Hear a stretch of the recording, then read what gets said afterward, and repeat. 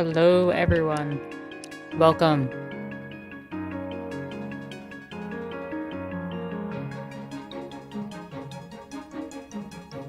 Ready for another chill Sunday Staxel stream? Just gonna let everybody get in.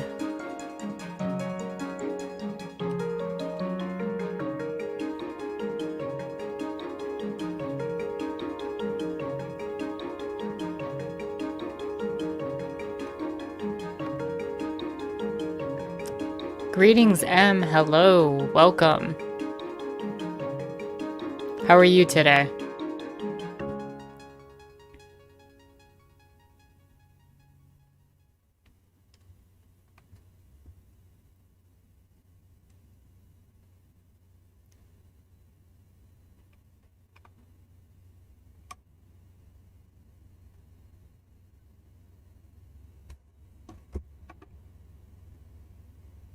That's good. I'm glad you got your practicing done. I'm doing well by popular demand, albeit by a small margin. The elf ears are back. Server voted for it. Hello, Jalix. Welcome. And until the ears are no longer in popular demand, they will stay. How are you doing, Jalix?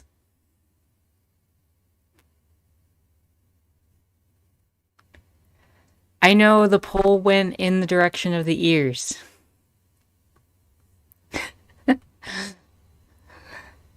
This is just your anti-elf propaganda.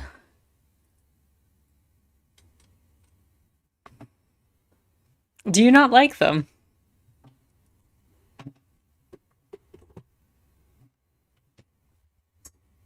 I'm just grabbing some tea.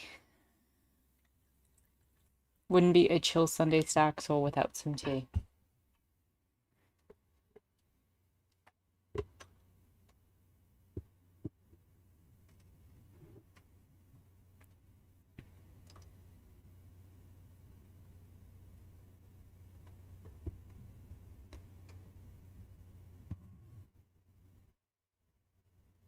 You started painting a new mini? That's pretty awesome.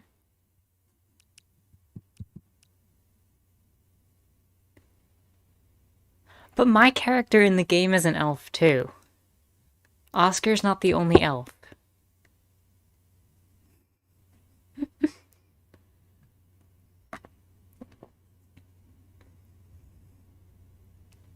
Just because there's one jerk fascist elf doesn't mean that they're all fascist. And Jalix didn't actually. I figured. No, but I do see how it kind of looks like a Husker, but that's kind of funny.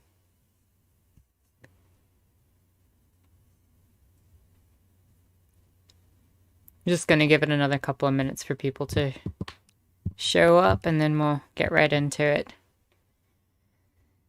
Today we're looking at talking about fixing our house after we go visit some portals, and we're going to keep the theme of housing and talk about certain politicians' homes being vandalized, the implications of that, and all the details around it, and definitely looking for people's opinions and perspectives on that. I am glad that music kicked back in.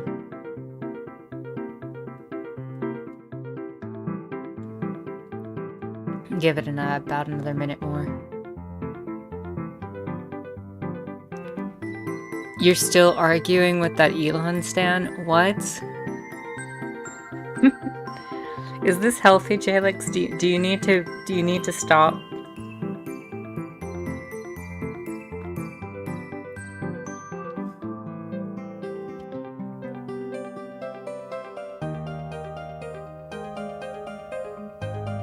Okay, then definitely take a break from it.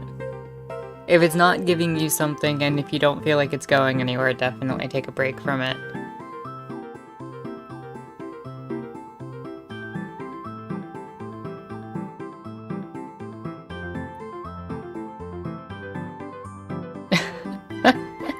Majora, welcome. And indeed, defending Elon must be mentally exhausting. The gymnastics one must go through in order to make that happen. I think we're good to get into things. Good evening from the UK, says Majora. Well, welcome from the land of everything is falling apart in COVID times, the USA. Good to have you here.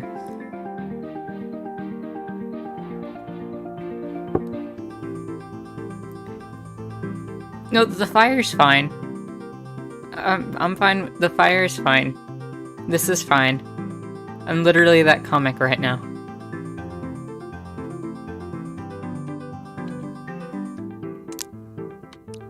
There we go. And we are loaded in. Loading in.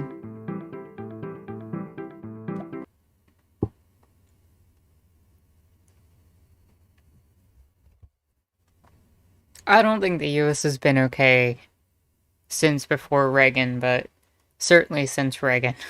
So I feel you. Reagan and Thatcher were the tag team that just destroyed both our nations.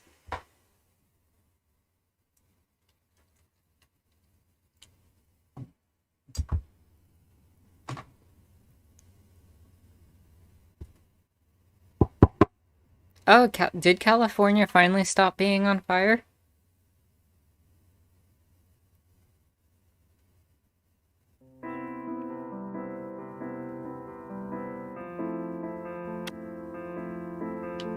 And here we are.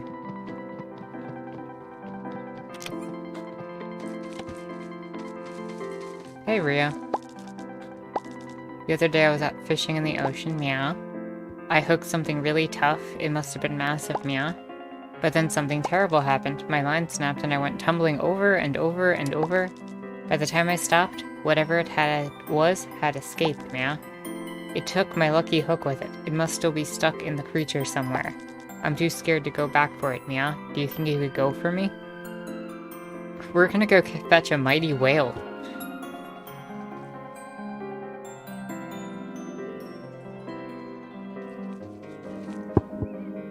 Okay, that's good to hear that Australia is no longer on fire. What's the Amazon doing? Is it bad that you said Amazon and my first response was exploiting workers? What else does Amazon do?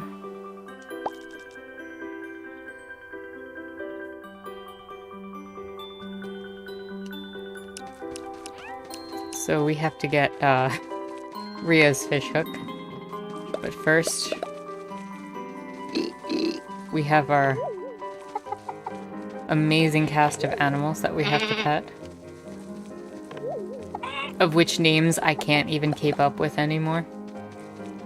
Because we have too many good ones. Also, where is Google? Google with the names. And Tutor. Tutor with the names. And M was coming up with some good ones last time.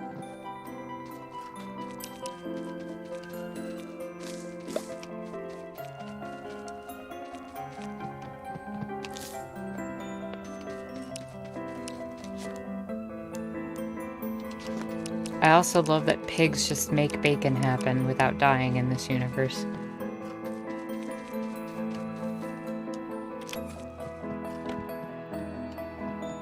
Oh, the working conditions at Amazon are absolutely atrocious from what I've heard.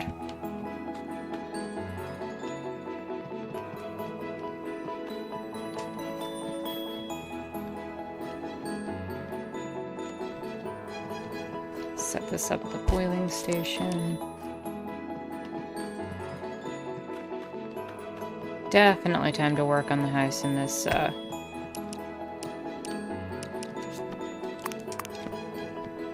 round of things. Yeah, I know you sent me the list. I have not had a chance to go over it all. There's just so many names. We've got a regular animal farm going on.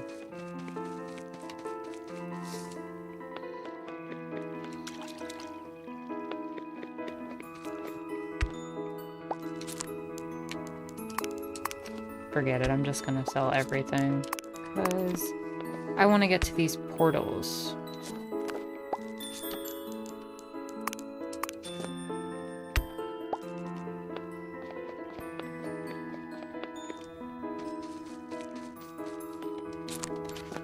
You know what it also is, and I'm probably going to be covering this more in depth at some point relatively soon. Warehouse jobs actually used to pay more than Amazon. Amazon actually pays like $15 an hour, I think it is, something like that, to their warehouse employees. But warehouse work has typically paid much more than that. No, Tudor was on point with those names. For real.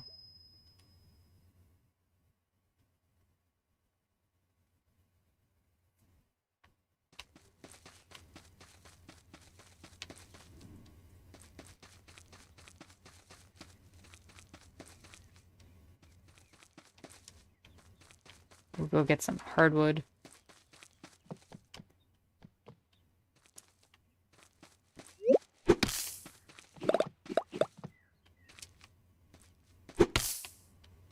Oh yeah, a lot of working conditions have definitely gone down with the pandemic. It's gotten bad.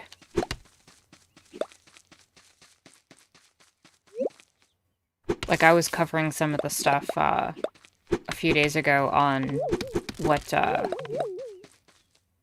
Tyson was doing to their employees during the course of the pandemic.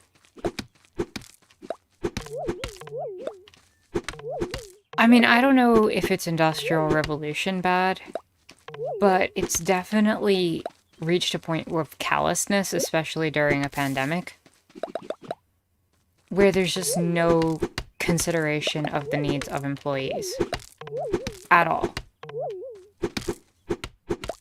I mean, there's literally situations of employers betting on employees' lives and managers betting on employees' lives. Like, that's pretty sick.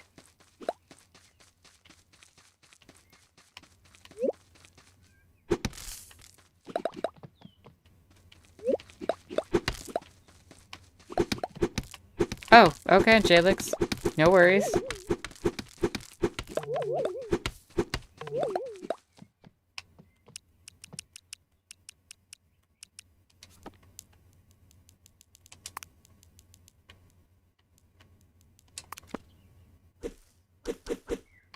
I'm gonna steal these.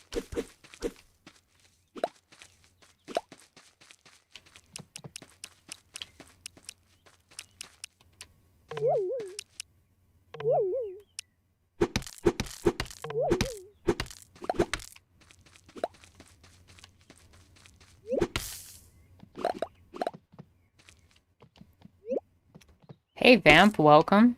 How are you doing today? I am just chilling. Got my elf ears on by popular demand from my server, trying to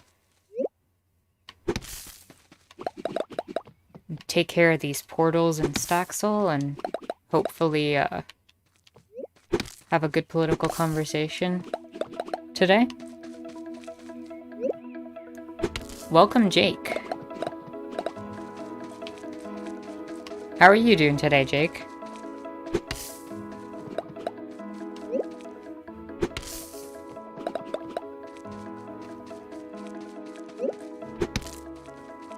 Good to hear it.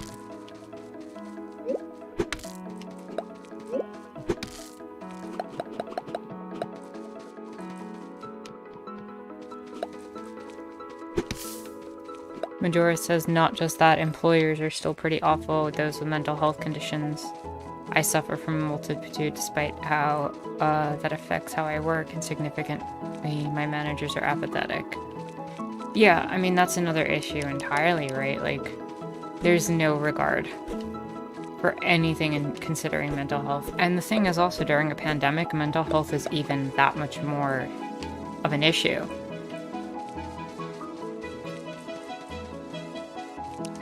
Like, we're essentially being in this situation where if you're handling the pandemic properly, you're not going out very often. You're, you know, generally staying at home. So, of course, you're going to be dealing with certain situations. I know a lot of people do stay at home and tend to prefer it, but there's also a big difference between I have to be at home and I choose to be at home, just psychologically speaking.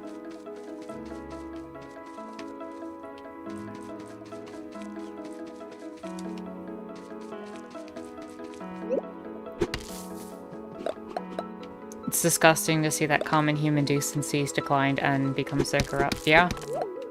No, I'm with you on that.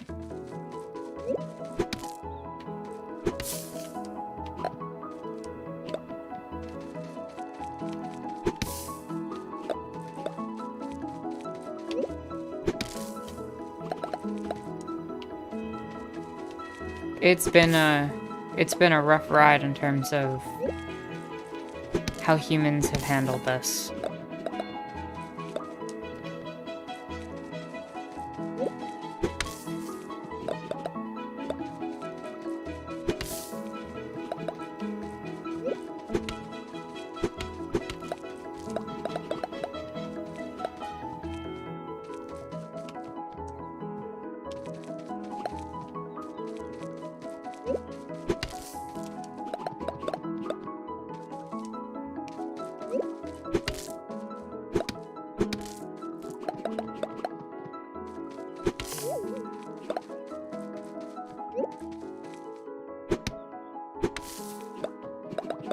Oh, Majora, I definitely hear you. I have not been out of the house much either.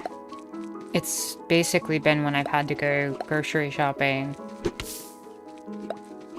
And like for the occasional just like walk, and that was months ago.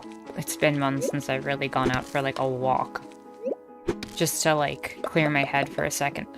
For me, it was on rainy days. Like I want to go out on a rainy day, but hey, Skylar, welcome. Like, there's less people out, less vulnerability. Welcome back, Jalix.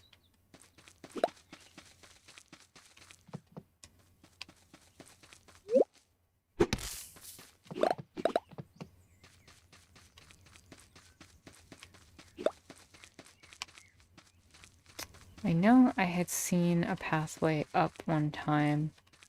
I don't know where it is. Not that it's that important to get up higher.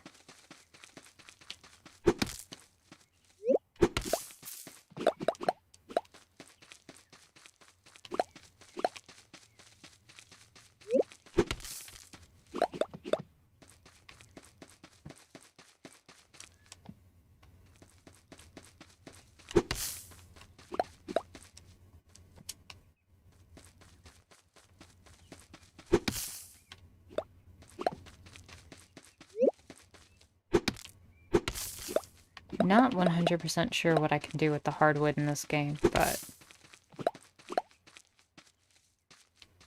I'm sure there's a good use for it. There's the way up.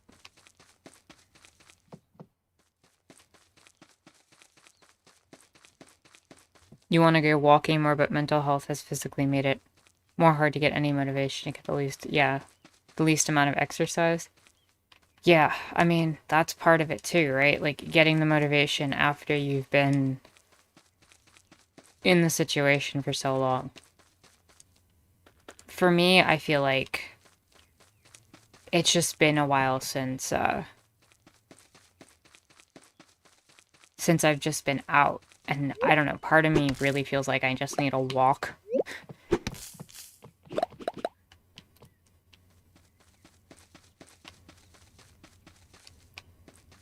But there's so many people walking around where I am with chin straps, and I don't want to put people at risk. I don't want to be at risk.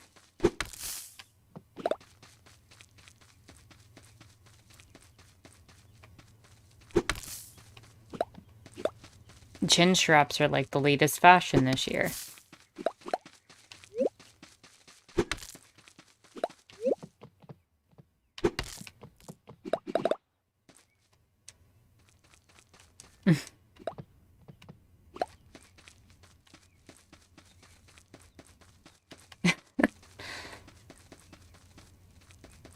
Your lifestyle hasn't changed at all, Jalix?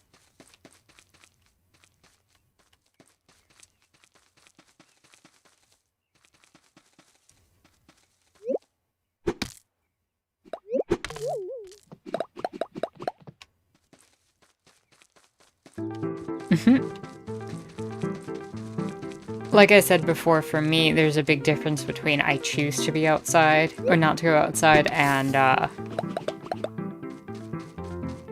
can't go outside. And, like, I'm not advocating, like, doing anything reckless or anything like that, you know, especially with the pandemic on, and as many other people are just completely being foolish about it, but at the same time, I have moments when I'm like, I remember the outside. I remember what it feels like to have the fresh air on my face.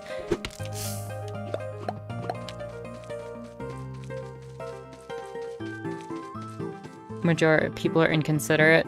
I don't understand why keeping to your left is so hard to understand for others. Basic sidewalk etiquette escapes people.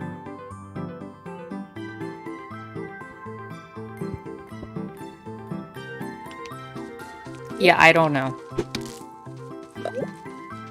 I would love to see, like, the behavioral science behind all this, but then part of me feels like it'll just make me cry.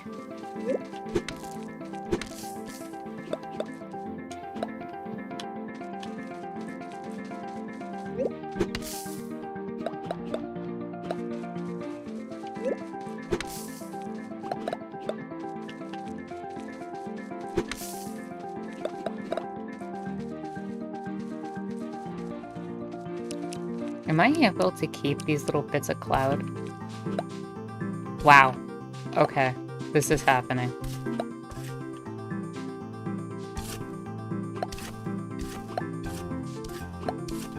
I'm stealing clouds.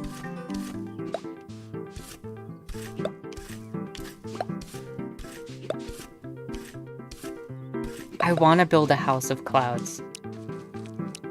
I don't think there's enough cloud here for me to steal, though.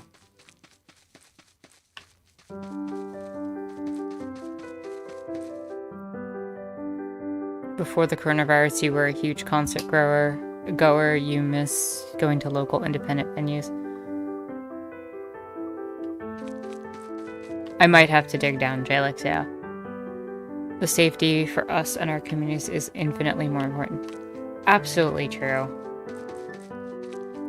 But, you know, that doesn't mean that we can't also acknowledge the fact that it does factor into mental health, right? Like, it's definitely something real that's affecting us.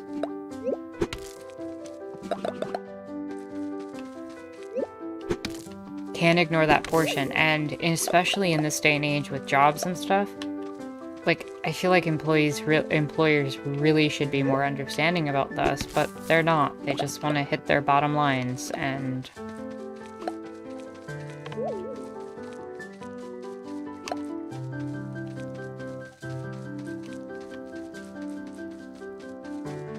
at the end of the day, I'm not really sure they care. I mean, I know at the end of the day they don't really care. That's really what it comes down to. It's still a hard perspective for me to wrap my head around not caring like that.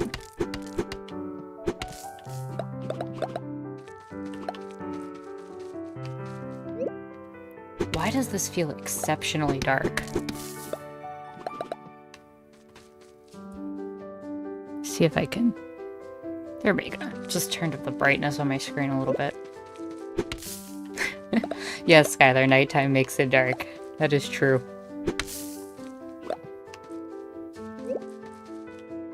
You made cookies earlier, Skylar. That's awesome.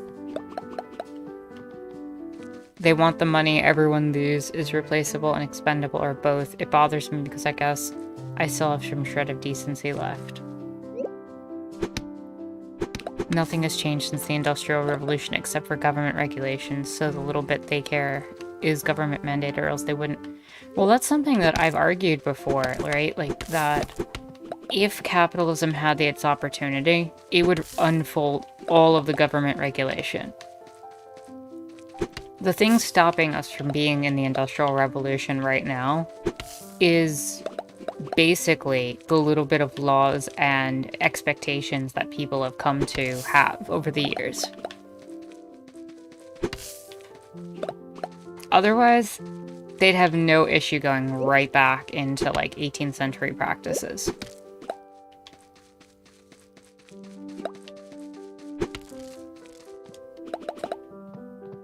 "2020 was one of the worst years of your life in terms of mental health.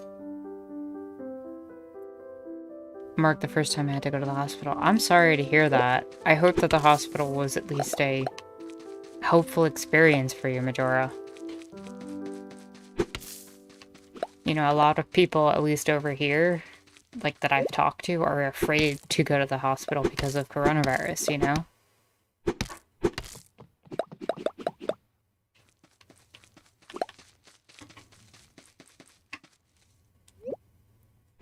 And Jalix, that was 2019 for you? I don't know, I just don't feel like we're meant to handle this type of isolation. And I'm not just talking about the pandemic, I'm talking about the way the society's structured and everything.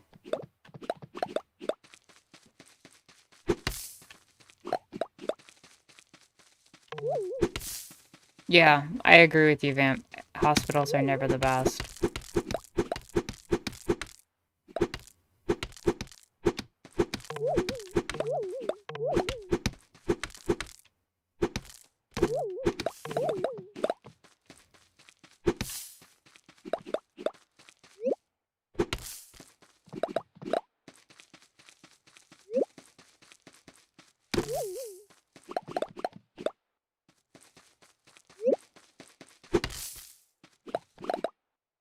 We're technically getting more and more connected through the internet, and loneliness rates are skyrocketing.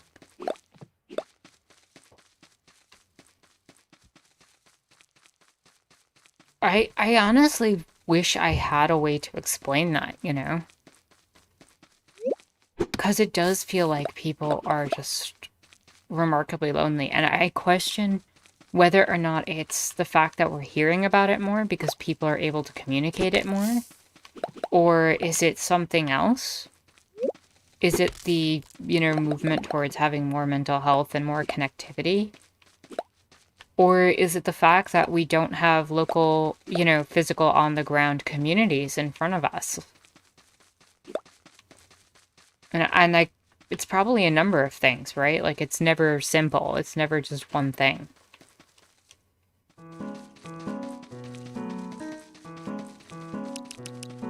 I don't know, what do you all think about that? Like, what do you think is causing that kind of feeling of loneliness?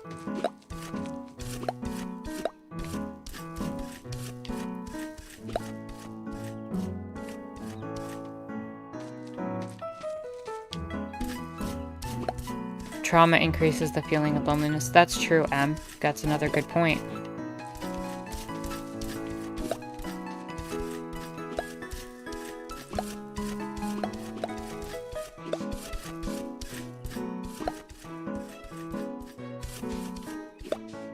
Oh, now my character wants to feel sleepy when I'm in the pit of clouds. Okay. Pocket bed, go.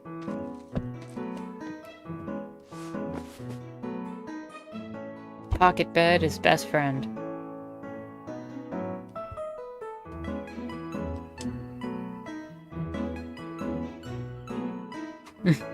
Lack of hormones that get released through physical touch like hugs.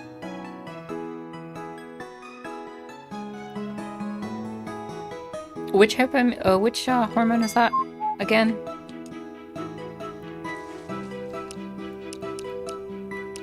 DNA.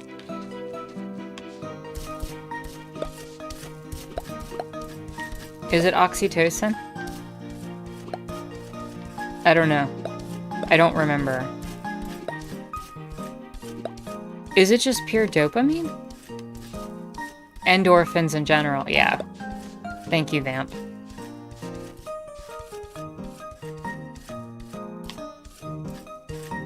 Also, we're stealing clouds. We're gonna build some cloud stuff.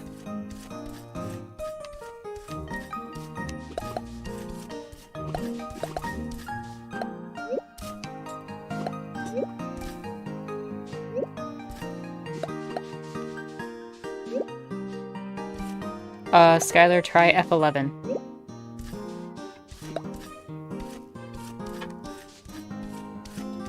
Is it really stealing when it's part of nature?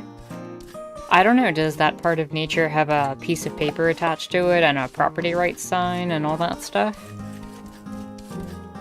Has some other human claimed it was theirs even though they're not using the resource and don't really care about it and have no issue destroying the land? If so, then it's called stealing, right? Majora, please enjoy your night.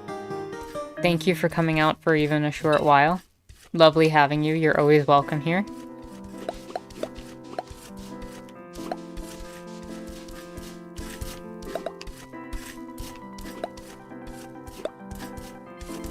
It is indeed scary, Skylar, to get stuck in full screen.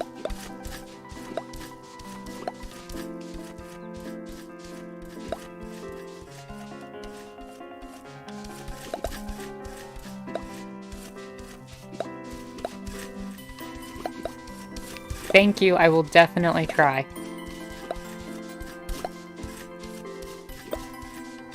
Try to keep the content rolling, you know?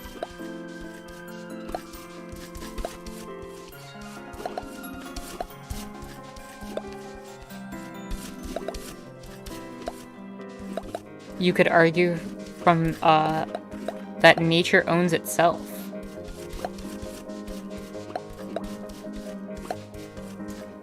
I do think that's a little bit shaky. I mean, I don't feel like ownership is really the right word for it, right? I feel like some of the better understandings of nature have been ideas that you're supposed to commune with it.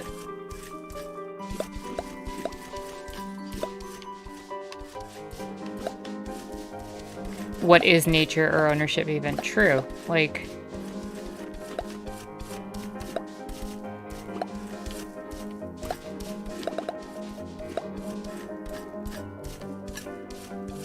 I'm kind of fascinated though that this game lets you just, like, dig up clouds.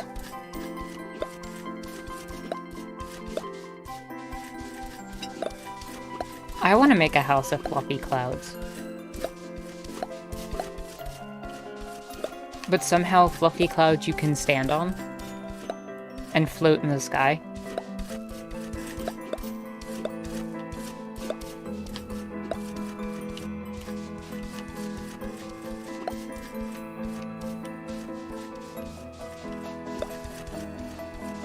Do you want to eat a cloud one day? I'll tell you how you can do that, Skylar. They actually sell condensed clouds. You just have to turn on your water faucet.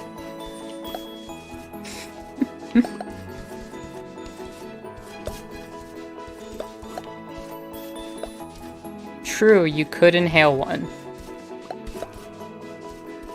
Don't eat dry ice, Skylar. That would be bad.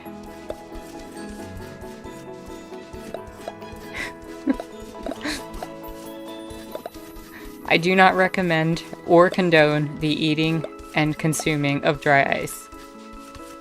That would be a bad idea.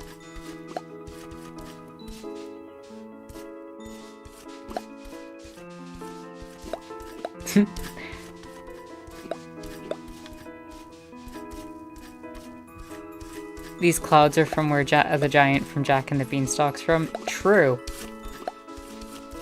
100% confirmed, and you heard it here first, folks. Breaking news from M.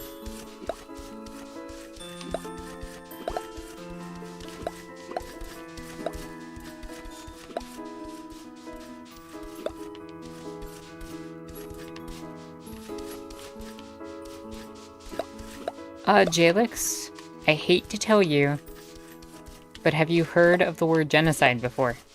Jack came up and was like, forget these giants.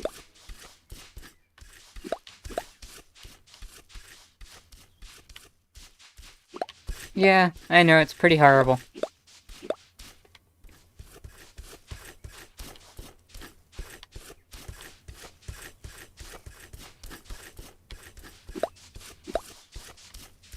It was Oscar. Oscar is actually the origins of Jack and the Beanstalk. Confirmed.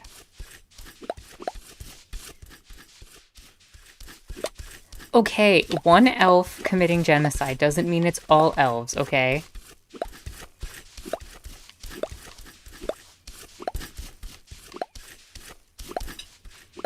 Jeez, Jalix, with the anti-elf propaganda.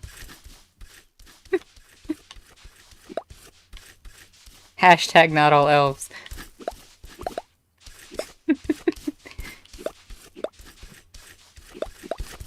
Why are elves bad?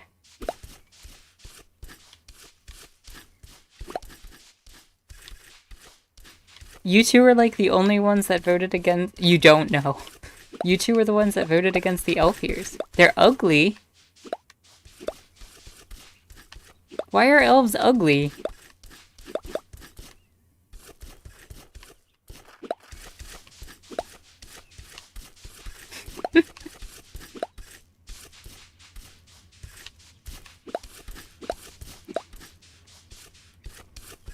You want to tear their ears off? I'm gonna have to... Whoa! Whoa, Skylar, check that.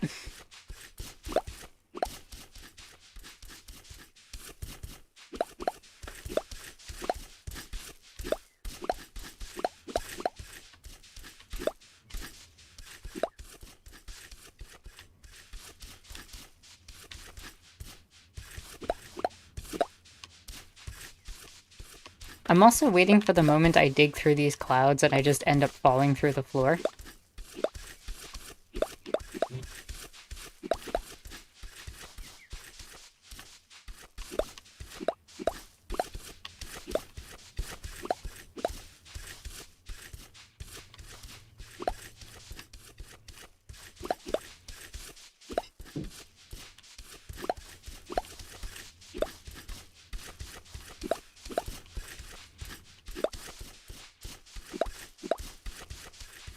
Yeah, for real, why tear their ears off?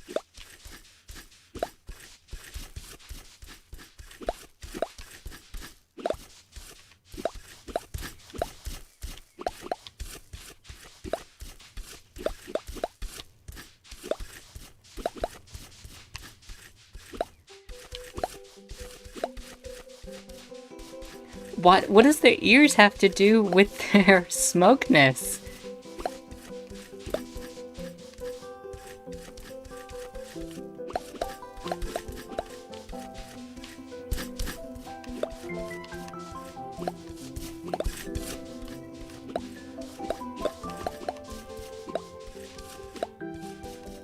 This is a slow descent into fascism right here.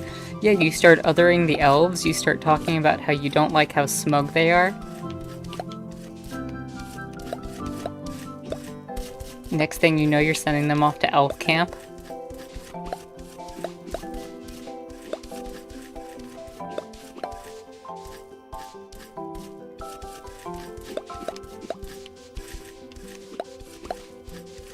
Slippery slope indeed.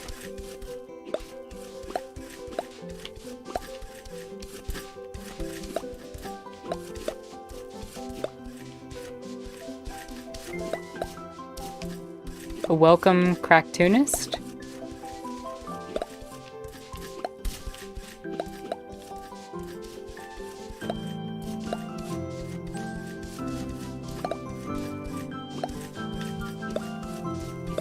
Welcome to the anti-elf fascist.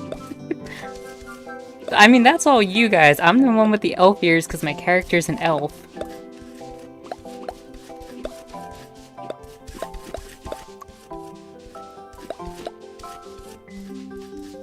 Server voted for my elf ears.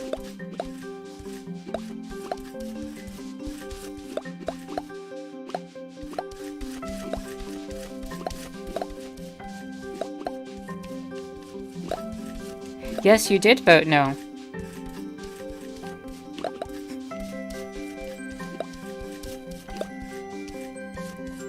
Just a very loud and violent minority. True. The Anti-Elf Alliance.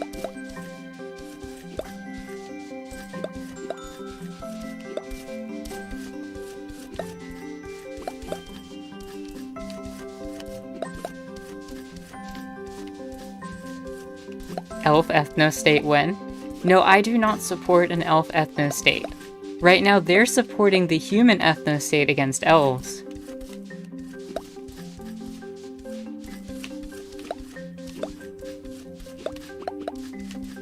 The League Against Long-Eared Smokes. You all are too much.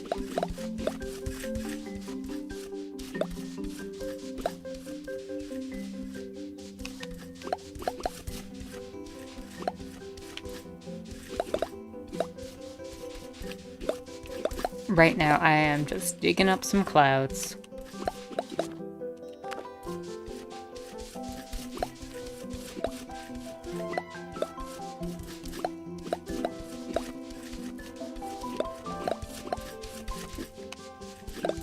Okay, Jalix. What do we talk? There you go. Don't reply. For your own mental health, don't reply. Let it go.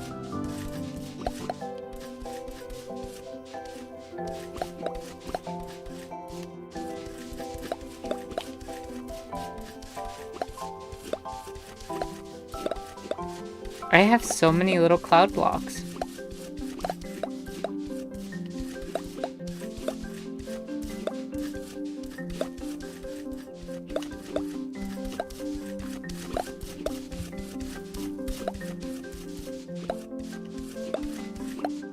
M says people like that don't want to have an actual convo, they want to incite others to have power over them.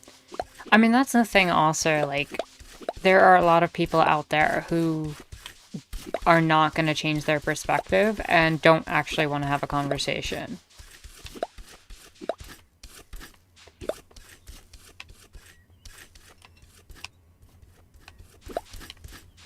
And I think there's also a big difference between I'm very much entrenched in my position and you're entrenched in yours and we can agree to disagree, versus just trying to troll and to waste your time.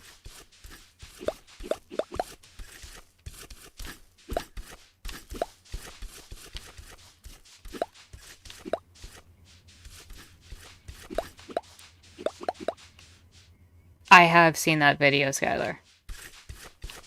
Was that second thought?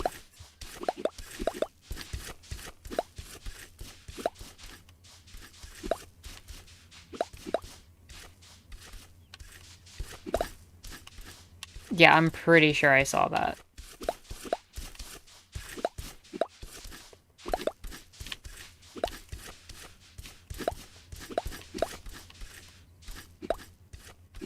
I wonder if I've gotten enough cloud bits to,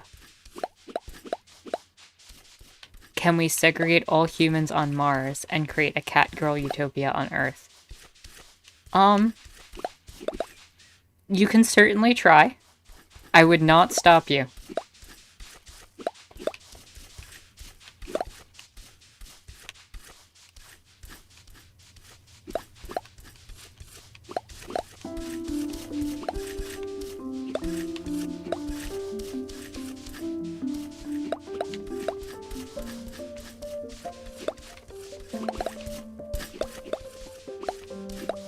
Also, I wonder how much...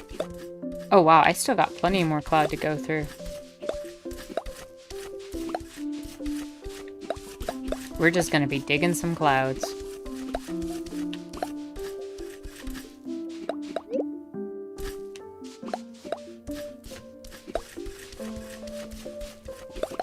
Cracktoonist, what does your cat girl utopia look like?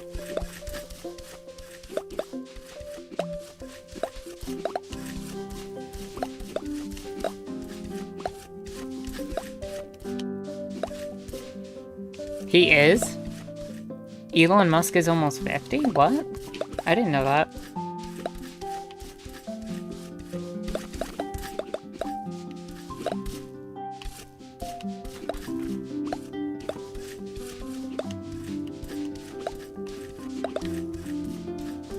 Huh. I had no idea.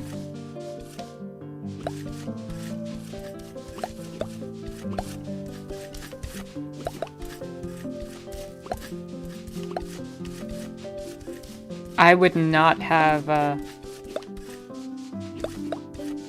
no cat envy folk for Earth. No. I think Cracktoonis was saying that the cat girls would inherit the earth, so I'm sure we can make an exception. You know, we can allow NBs there too. These lines don't have to be rigid.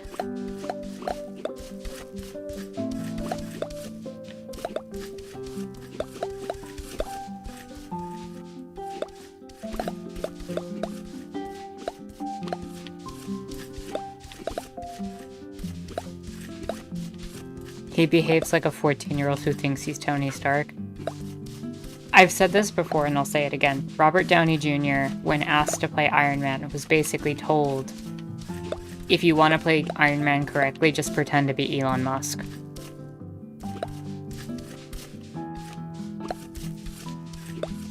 Cat girls and boys are the pinnacle of human evolution. Changed my mind. I don't want to.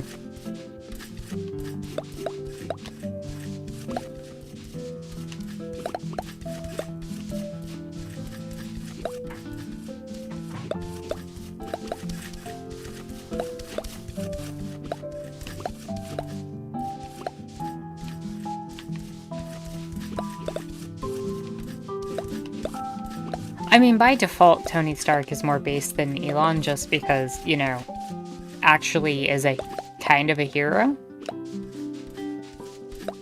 And actually builds his own, you know, inventions.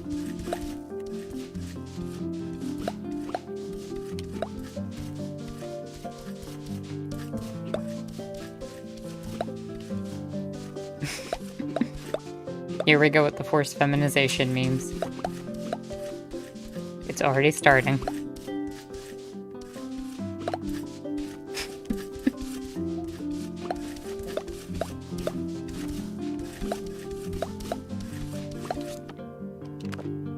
Wait, what just happened? Why did that hit a loading screen?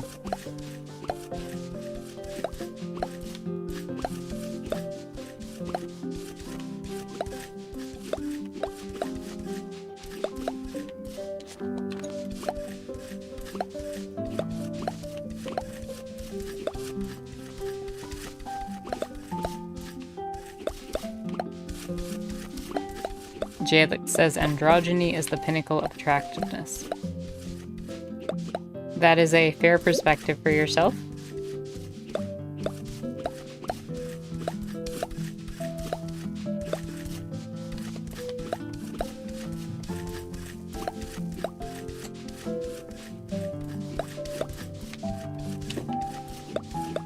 Good to be aware of what you find attractive in other people.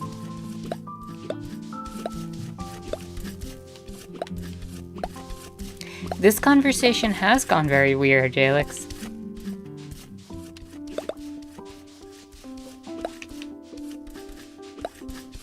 This has been about elf genocide,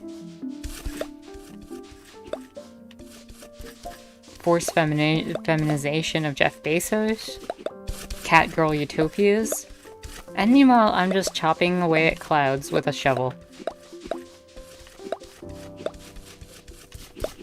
Welcome to Chill Sunday Staxel, everybody.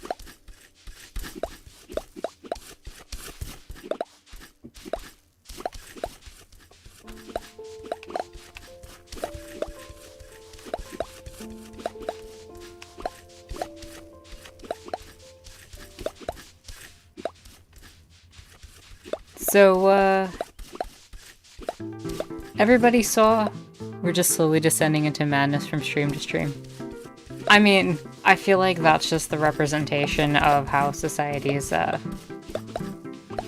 slowly closing in around us. And speaking of that, what's everybody think of what happened with Pelosi and McConnell's houses?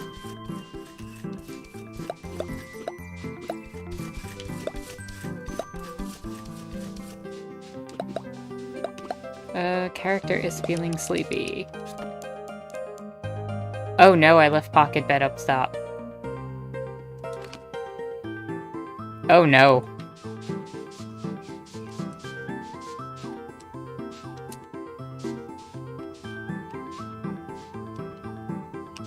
Did it happen at another house also? I know it was at Mitch and Pelosi's.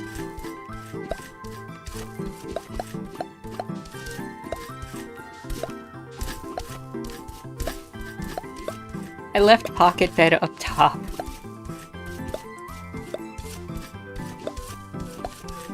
We have an emergency pocket bed situation.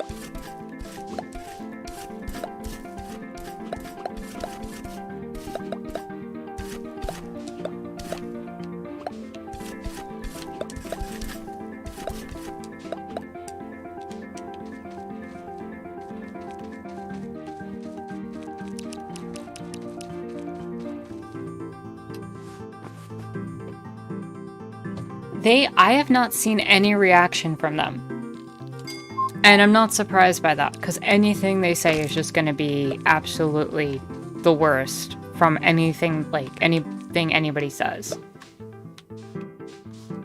Like, they are going to take it in the worst way possible. I honestly feel like their best response is silence, even though silence doesn't really fix anything. But from where they're sitting, from their very elite, happy place, like where they're, you know, good and have all the money in the world and can easily get that fixed without having to worry about food and rent and shelter and medication. Yeah, their best response is probably to be silent.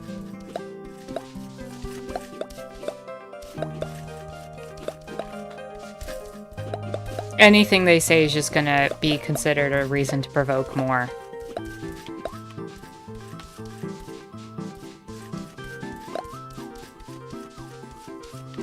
And also, they don't have to speak.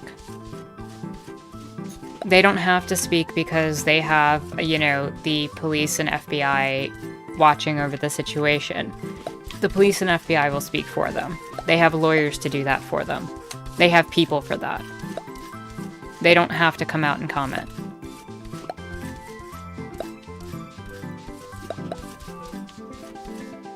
Oh no, it's not going to change their minds at all. Part of me also just has a question of, like, who was the person who did it?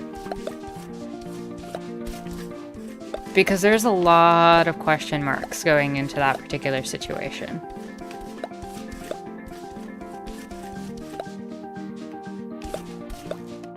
I actually completely disagree with you, Skylar. The pig head was actually pretty terrible. The pig head is something that's typically done by Nazis to intimidate Jewish people and Muslim people.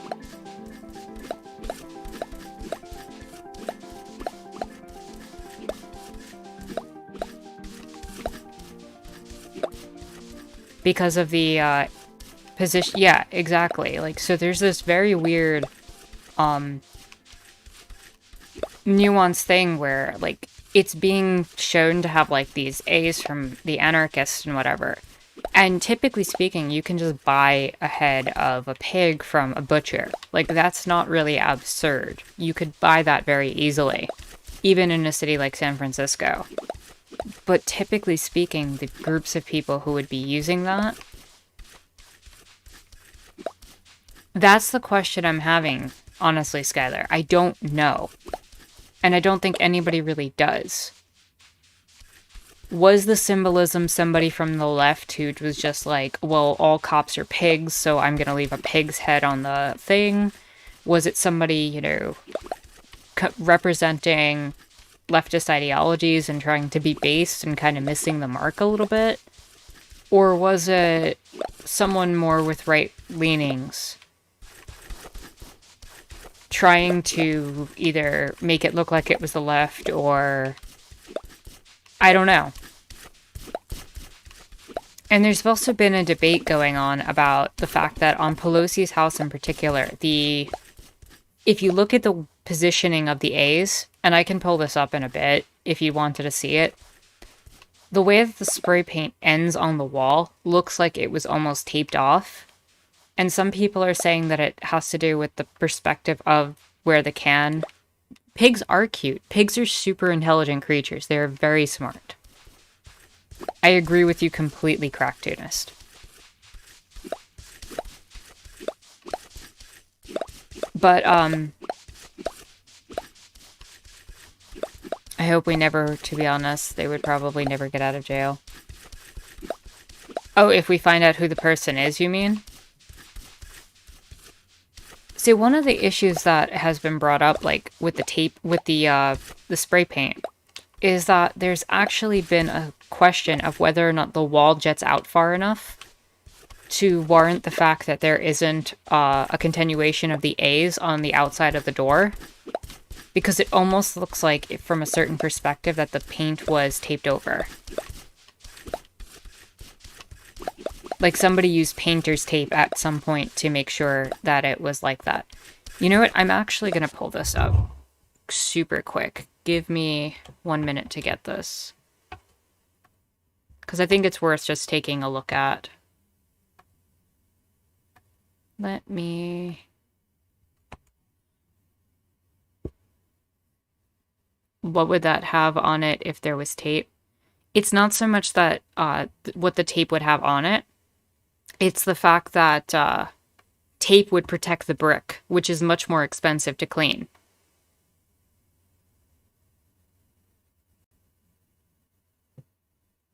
Oh, did the dono not go off?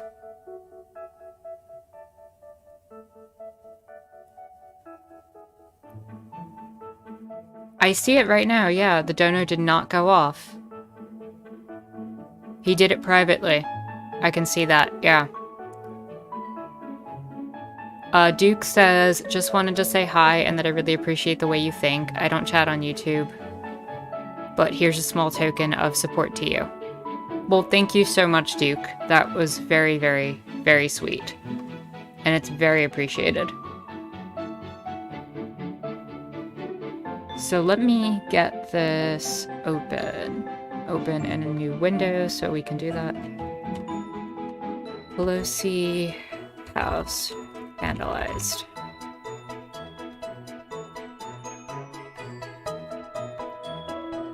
Let me see if I can get a good shot of the... For the second time this... I want to just get a good image of... Good evening, thanks for... Of course, everything's now attached to videos because now everyone wants to cover it. Before you couldn't find somebody. Here we go. No, that's not a good one. Please bear with me for 1 moment.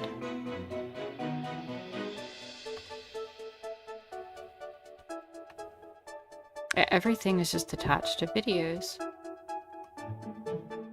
Can anybody try to help me find a link to a good image of Pelosi's house and then I can show you? I need to just zoom in on it.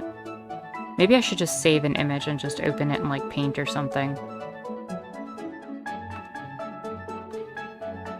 That could work also.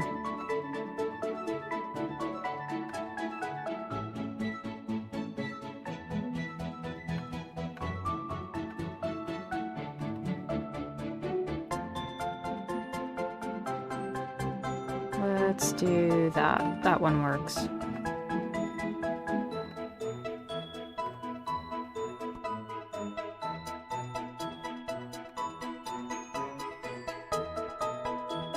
Okay.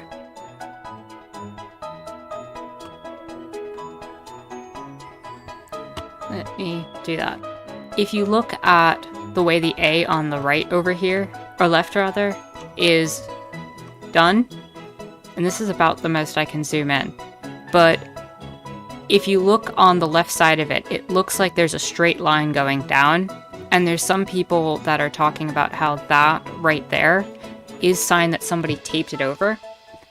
And the question that's being asked is how much that brick jettisons out to whether or not the spray angle would have allowed for the brick to come out. And a similar thing happens on the right side, where the A just kind of ends at the brick. And if the person was spray painting in front of the brick, there's every chance that even with the brick jetting out, that some of the spray would have gotten on the outside of the wall, and that it's kind of clean right there. Then again, if they were really in the crevice there, they could have actually just like sprayed at a 90-degree angle to the wall and not had it affect things. So there's people kind of questioning about that. Also, hey Tutor and welcome. Good to see you here. We were talking about you earlier and your great name suggestions.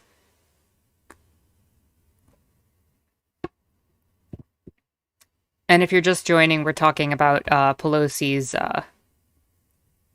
house getting wrecked up. And it's also, the message is interesting because there's been conflicting sides of things, because with the 2K crossed out, cancel rent, UBI, we want everything. Some people have made the argument that we want everything kind of sounds like this like conservative propaganda piece, but there's also people who understand like the more anarchist perspective of it, which is we do kind of want everything. You know, you don't want one slice of the pie, you want it all.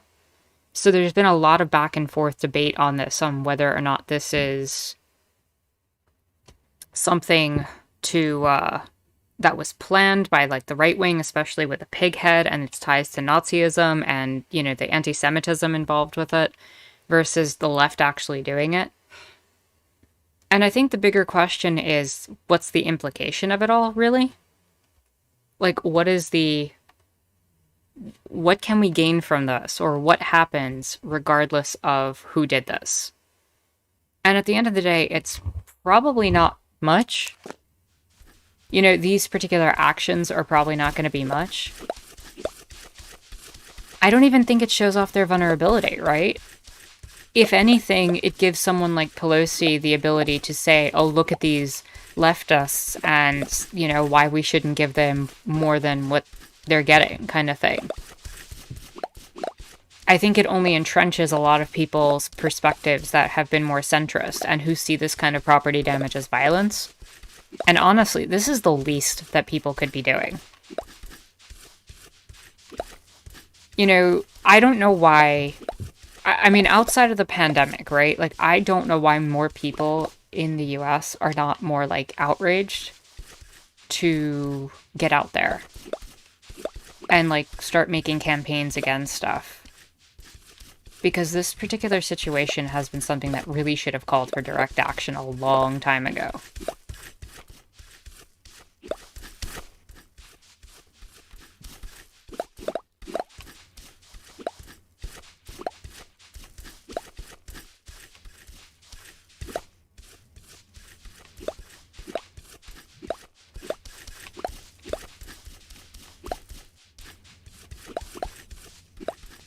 I mean, like, there's a lot of people, even with the pandemic, that are still protesting, and there's ways to protest in safe manners, even during the pandemic. Taking proper safety protocols, etc. And there's also ways to form mutual aid networks. There's also ways to form collectivization groups. One of the things that, like, for example, AOC had advocated for in her district in New York was for a mutual aid network and childcare support networks. These type of things are super important when you can't really, you know, afford to just be in that place. And exactly, online activism is also a thing. Like, we need to start getting into places where we're doing things for ourselves because the electoralism isn't working. And if you're going to appeal to electoralism, you need to be taking direct action to push people in that perspective. And of all the things that could happen, this is one of the least egregious things that could happen to a politician. At the end of the day, they're just going to clean it up. They're going to pay for it to be fixed. The city might even, you know, fix it themselves. And it won't really cost them anything. I think San Francisco has a protection from vandalizing of some sort, where the city pays for it for Pelosi. And mind you, I think she only owns that house for political reasons. Like, I don't even think that's her actual home. Which just tells you even more of the disconnect.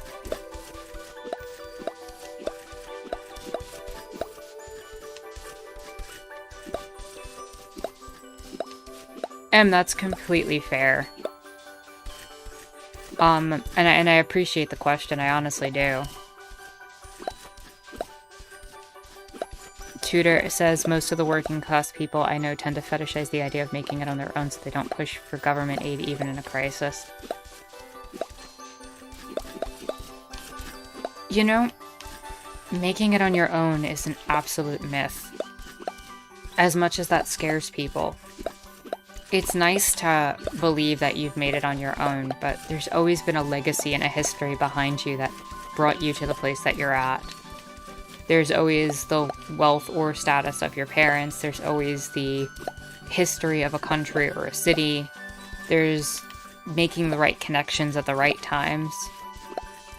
That's how people really tend to make it, right? And I just don't know of an argument to convince people.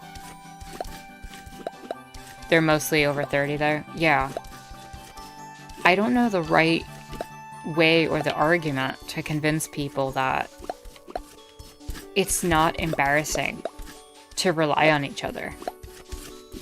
Especially when we've been brought into such individualistic mindsets.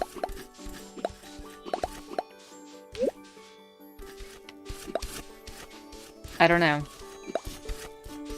Because I've heard that kind of stuff also. Like, oh, I made it on my own. The whole idea of meritocracy, of, you know, I don't need help, I don't need assistance. And I think a lot of it comes back, at least in the US, to like the Reagan era and the idea that welfare became something shameful. Because I feel like nobody minded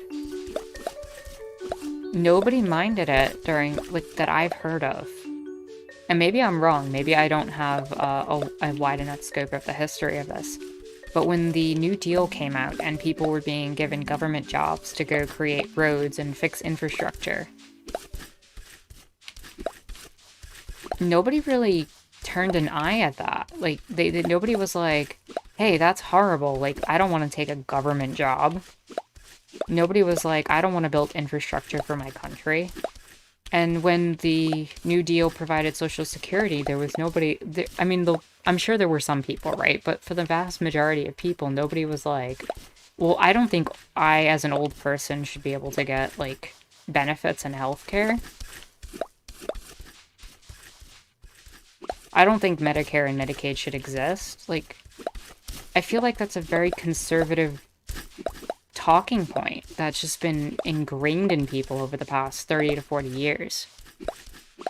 And I don't know how you even begin to start uprooting such a prideful position in some people's philosophy. Because it is prideful.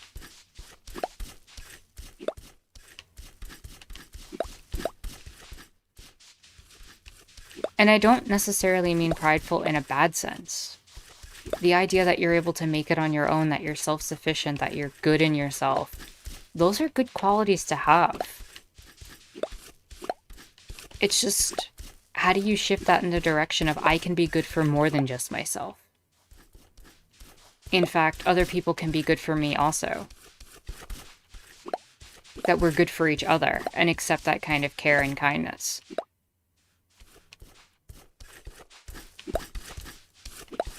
Because we're not trying to create dependency either.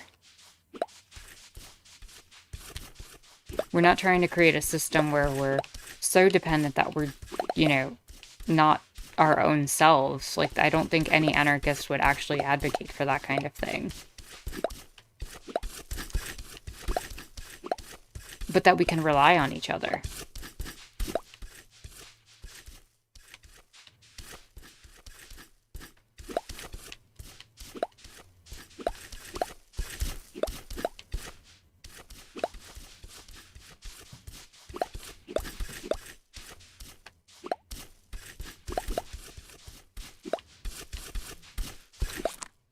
I have gotten so many cloud blocks.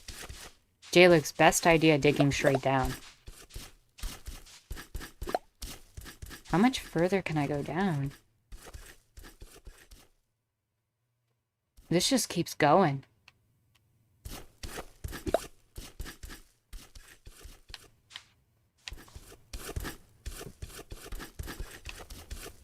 Now, if anyone's got any ideas at how to, you know, remove that sort of mindset and expand it, Similar situation when you talk about public housing, they'd rather have a 40-year mortgage than live in a decent public housing. Yeah.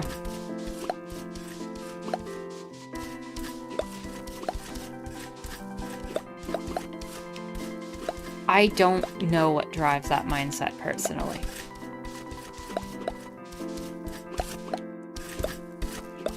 I mean, I don't know if it's the idea of being somehow better than other people.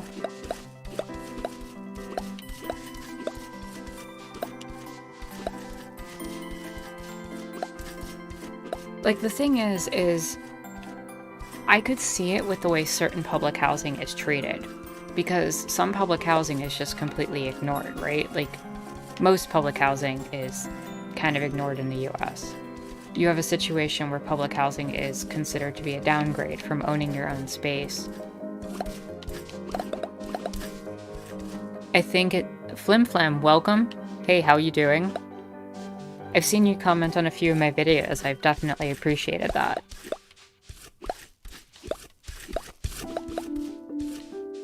I hope you're doing well this evening for me and whatever time it is for you. Flim Flam says, I think it's like we're separate fingers on a hand, each separate, but if you hurt one, you hurt the whole hand. That is true. That is a good way of thinking of it, honestly.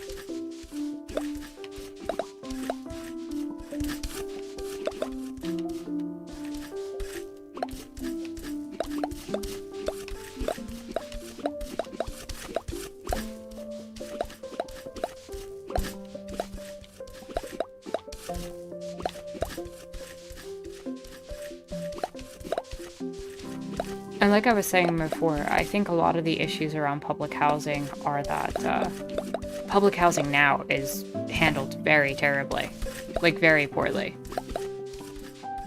But if you were to improve public housing across the board and make it, you know, a good standard of living, I wouldn't be opposed to something like that.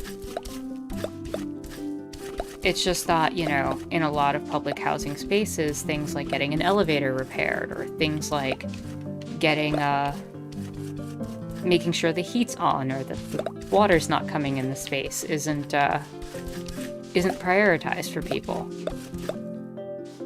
But if you actually had a proper situation where that was maintained and you had people coming together to, like, actually keep it that way and allowed to fix it and repair it and actually treat it like a community instead of, I don't even know what government treats it like. I don't even have a good analogy for it, but it's just kind of disheartening. They also use, like, the cheapest paints. They use the most dull colors for everything. Like, there's so much that goes into maintaining the appearance of poverty in public housing, and I don't know if anyone else knows about it that's in chat that would want to add to that. But in the US, there's a lot to all of that. Reagan, Thatcher, Mulroney all destroyed the public housing system in their respective countries within a few years. New public housing units have not been built at all at the same rate since. True. True. Maybe considering the individual as a cell, which is part of a whole organism, might be more accurate conceptually. I mean, that's true also, Flim Flam, and, you know, we live on the body that is the Earth, and we have to take care of that body. We don't have another one.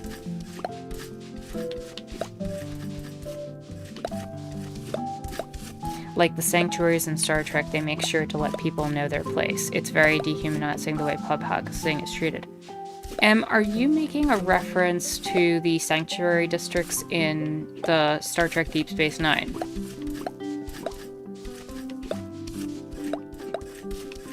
When they travel back in time to, like, I think it's 2024?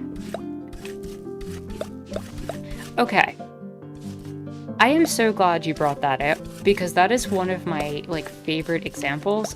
Like, if you want a really good sample set of what poverty looks like, and you're someone who isn't in the know, and the difference between that, basically in this episode, the group ends up going back to the year 2024 right before a major riot that ends up leading to a huge shift in US policy changes. And basically they set up these like sanctuary districts in San Francisco and other cities across the United States to basically shuffle all the homeless people and all the people who got kicked out. Thank you, Tutor. I'm waiting for the Bell riots to happen too. That's exactly what we're talking about. I'm glad there's other Trekkies out there watching. So, Skylar, as I was explaining, the Bell riots are from Star Trek Deep Space Nine. There's an episode where they end up back in the year 2024, and they basically have an event which is the Bell riots, where a bunch of people who are in these sanctuary districts, this place for homeless people to just get funneled into. Basically, they section off entire sections of the city, and they just funnel homeless people who've been, evicted from their homes and who can't afford their livelihoods into these sections of a city. And eventually the people get so fed up with it and how they're treated and how they're, being dealt with. And you have this, situation where you have regular people with families just not able to take care of themselves. And there's constant, conflict going on in them. Basically, the screwed up part about that story is that episode was actually created because San Francisco was considering creating those in real life in the 1990s. They were actually considering setting up sanctuary districts, like literal sections of cities that they would just funnel homeless into and gate them into, an actual situation. Do the villagers own the means of production in my Minecraft world? This is, in Staxel, yes, we actually do, and we've abolished the police. That is a thing that has happened. There is a former cop who's very angry about that. And his name is Oscar, and he is the secret police, and we destroyed his evil dungeon. Also, we abolished the golem.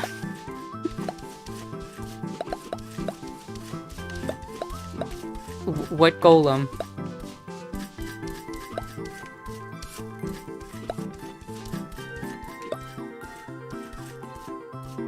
Also, let me catch up on what people have been saying while I've been talking about the Bell riots. Sounds like a story, US dystopia, in the short story Mana about possible futures after full automation. I mean, if full automation was done right, we wouldn't have to work. And we'd actually be able to live off of that, but, I don't see that as a bad thing. Anti-work is definitely not a bad perspective. Iron golem that protects the village? We don't have an iron golem in this game.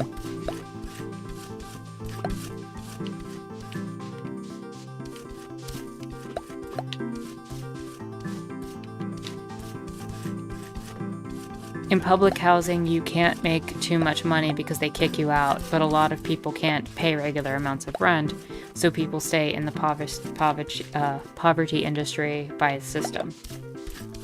Yeah, that's another factor, right? They box you into these situations where if you make too much too soon, you get absolutely, stuck in your situation.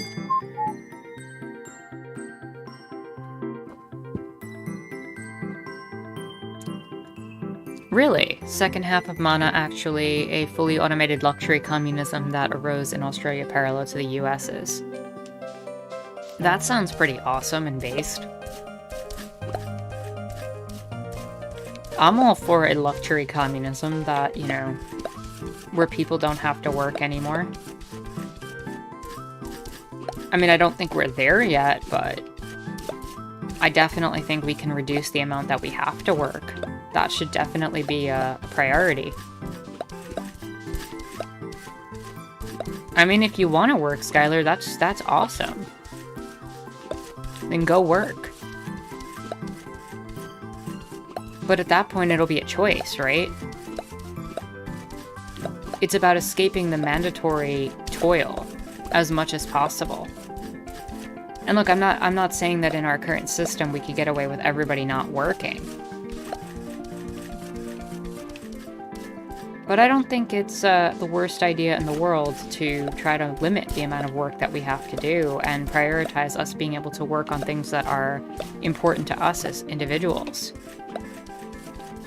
Whether that be getting much needed rest, self-care, or, I don't know, pursuing an art or a science that you've always wanted to pursue but never had time, getting the education you've always wanted, exploring other aspects of your human condition, expanding our definitions and our knowledge, creating new words and perspectives. That is absolutely the end goal for me. We should have an actual choice what to do with our lives, and those who want to go on perma-vacation can. I mean, as long as we have enough to feed people, to provide water, to provide shelter, why not? Is it possible to separate the fully automated gay luxury space communism in Star Trek from the militarism of the Federation? That's a hard question. Because the thing is, right, is outside of Section 31, the Federation is kind of this ideal version of the US. They really are the do-gooders of space, and everybody wants to join them just because they want to join them.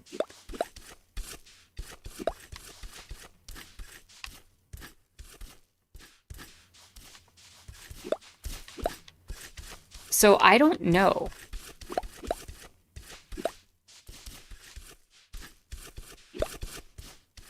I mean, when you compare, like, the Federation to the alternatives that are available, I mean, there's no other one that I would pick over the Federation, right? Certainly not the Cardassians, certainly not the Borg, certainly not the... Well, the Klingons have some cool components of their society, but they're running slaves. Like, actual slaves still, within their culture and society. And communism is one Star Trek. True.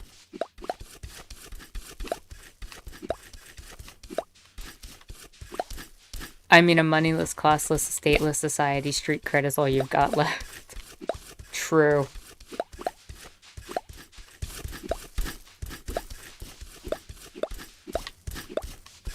I guess, Tudor, I can't really see of how to separate that, honestly.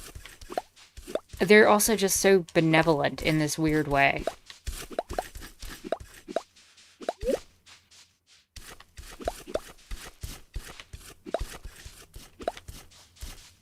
Street cred and the bond of your community. And that's actually a really good point to bring up. The bond of community is something really valuable and strong. And I think it's underestimated. Like, greatly underestimated.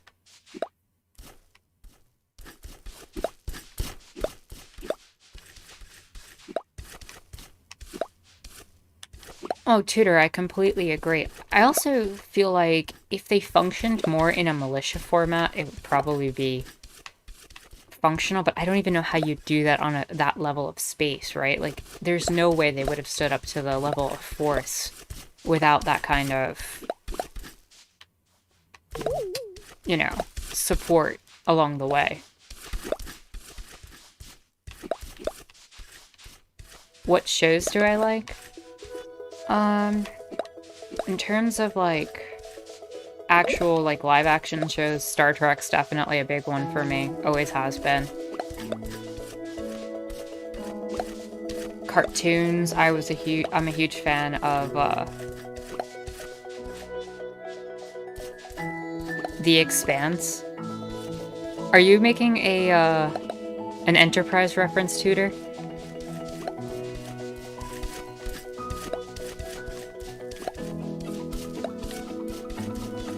I also like Adventure Time. I never finished it. I was a huge fan of Avatar, both the Avatar: The Last Airbender and Korra.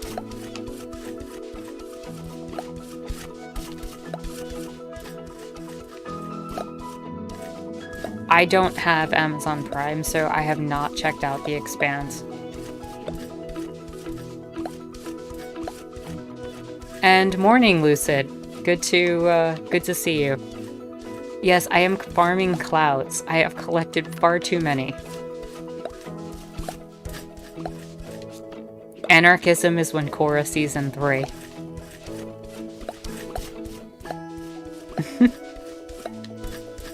Zahir was one of the most interesting characters that all of Avatar, like, put out there. Unironically.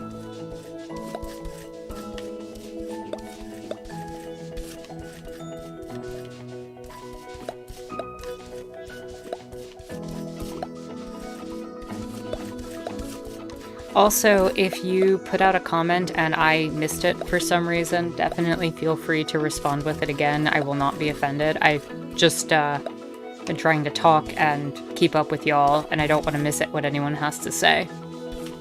So I hope I'm not, you know, don't feel like you're offending me, and please understand that I'm just trying to get through the chat.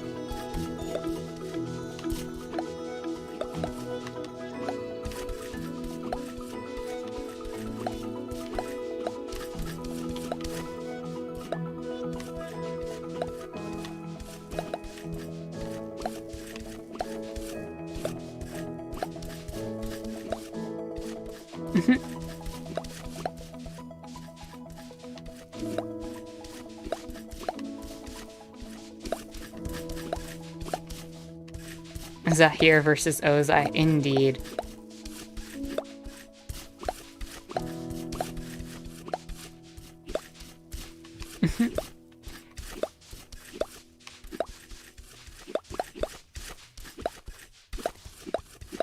Oh no, that's fair, Flim Flam. You know, I've been in those kind of chats also where you've got like thousands of people and, you know, nothing's being heard. But right now, we're sitting at a relatively small number of viewers, and, you know, I want to make sure that I get to everybody's comments as best as possible. M says that they mentioned that in places with public housing, it's also food deserts, fresh veggies are expensive and always rotting. That's another really good point, right? Like, they create situations where those neighborhoods are more expensive and it's harder to exist, right? Like, it's always something. It's the paint on the walls being really dark in terms of color. It's these little psychological factors that really just remind you of where you are.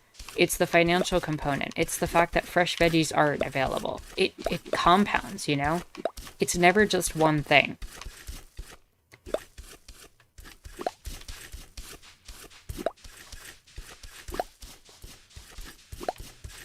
I'm gonna be real, Skylar. I don't have the energy to talk about him right now.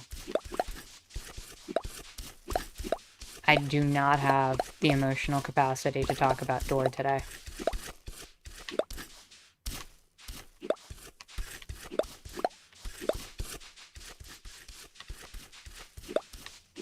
And that's very true, M. The police towers, the police presence, the expected criminality, the assumption of criminality. Every office you go to that's a public office is going to have the same dreary prison-style buildings and wall. Like, there's a ton of the public housing, like, not public housing, but, like, public office buildings that were literally designed to look like and function like prisons. That same kind of dreary atmosphere that they're trying to create. That same kind of sense of dread and not belonging. And it's just one thing after the other, after the other.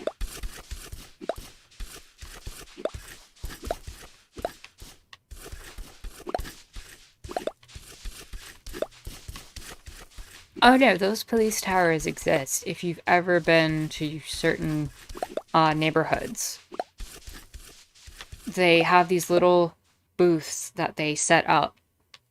And they literally are these expanding watchtowers that they stick in the middle of the streets. I should actually see if I can find an image of one for you, Google. Bear with me 1 second. Because that's actually worth, like, looking at.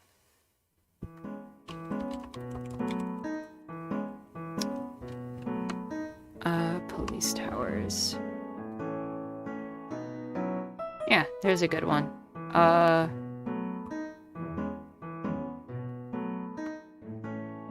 Pull that up right there. That's an example of one, right there. Yes, Lucid, the elf ears were voted back by popular demand. And I think it's going to be a Staxel thing from now on, since I'm an elf character. So these like little mobile command stations, you can literally have them expand up like they literally go up like a cherry picker would. And you can just have a cop stationed in there. They're mobile, yeah. You can drag them at the back of a police vehicle. They have a camera and a surveillance station. No, they're not stationary at all. So you can set them outside of a lot of different areas of public housing. Sometimes they're set up outside of schools just to set that up and like instill that fear. And they'll use it as the idea of protecting people. And this isn't just like New York. Like New York's famous for this. But there's other police departments that'll do that also. Let's see.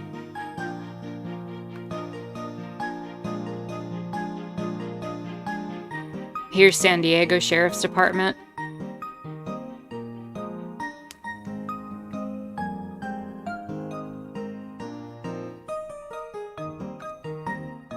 No, I don't want to subscribe to San Diego Tribune, thanks. But like, you guys, you all get the point. Like, these are some terrifying things.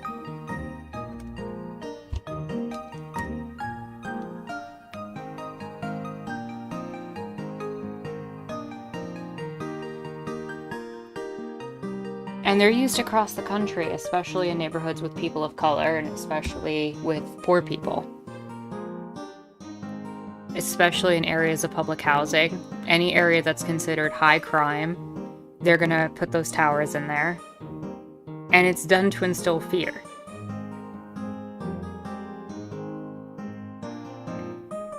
Imagine literally having this looming tower of Sauron sitting over you. As M says, also, the poor areas have more police and schools, and they have towers nearby.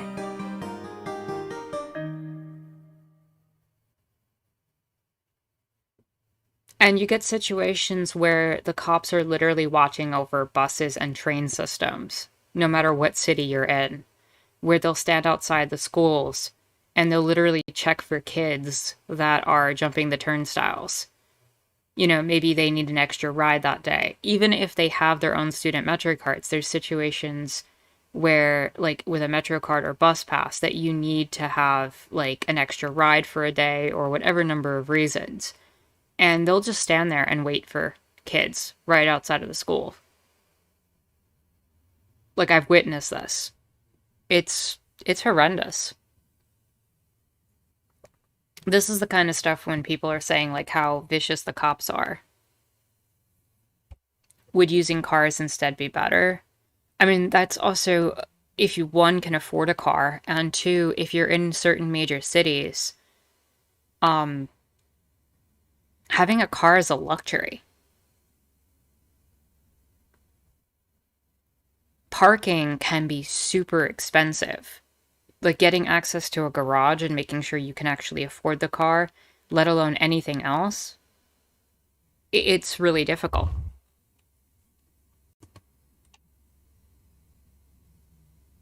Let's see. Let me get back to game while I talk. There we go.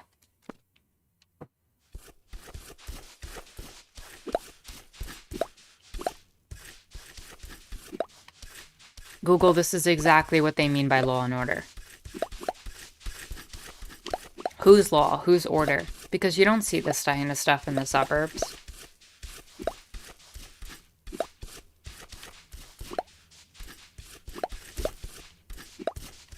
Do school resource officers always carry guns in U.S. schools? Resource officers do not carry guns.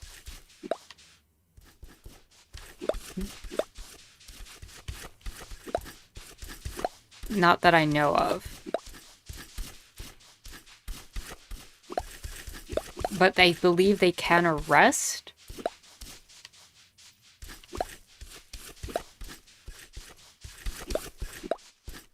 There are actual cops in the school, Skylar. I feel like that's different from what's being asked.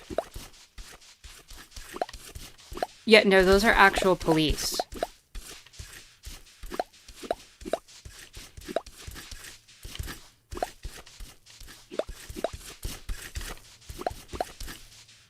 But I feel like the resource...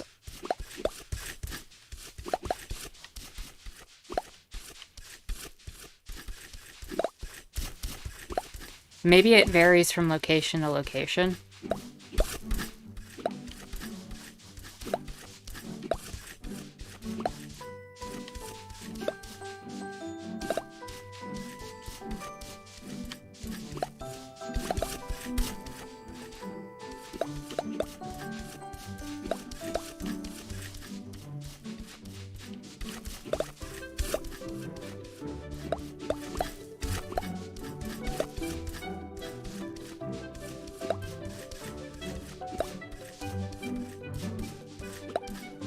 I mean, it's different in different locations. But it doesn't surprise me that some areas have it. Also, I have a lot of clouds. 1, 2, 3, 4, 5, 6, 7. I have over 8,000 cloud blocks. This cloud despawns, unfortunately.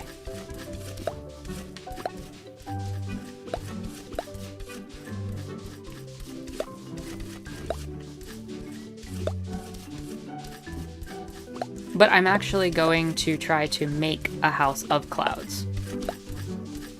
I'm just going to replace everything in my house with clouds.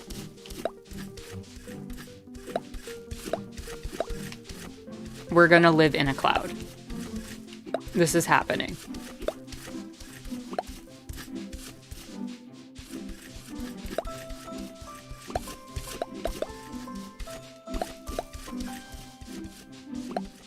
Who's my favorite politician?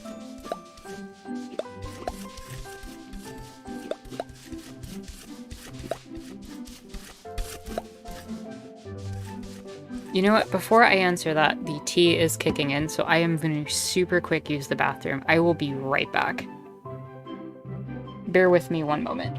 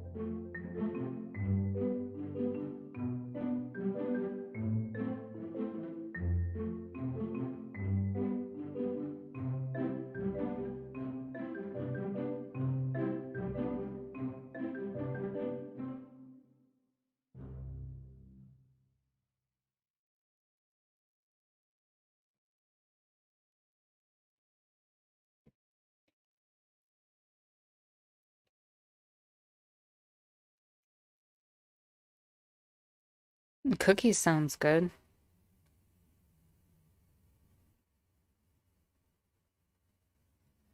How's... Okay, we are back. Scroll up. What am I scrolling up to?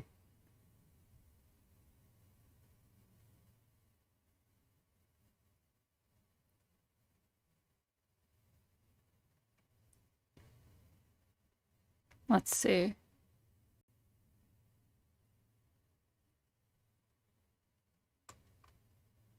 Oh yeah, no, I'm catching up. Give me 1 second. I think I was at who's your favorite politician, right? Yeah. I will get to that in 1 second. Let me catch up with everything else, and then we can move forward. The police tower design is literally prescription for how the Pantopic is supposed to work. Yikes. That is true. Panopticon, rather. That is actually true. I've heard about that. Flim Flam says I had the same thing at military school. As the drug searches with the dogs, yeah, that's actually pretty common in certain areas. And it's actually really scary. Google says, I was thinking it's like a ladder, you can put it in the soil and plant it with grass and crops in a little cabin. I love how you just basically made it sound completely awesome. And Jalix wants to draw a solar punk landscape. Okay. And more cookies happened. I want cookies. Cookies are pretty based. As for my favorite politician, I know this is gonna be like the stereotypical answer. But I'd say probably AOC, honestly. I'm sure there are others of the progressive group in the Democratic Party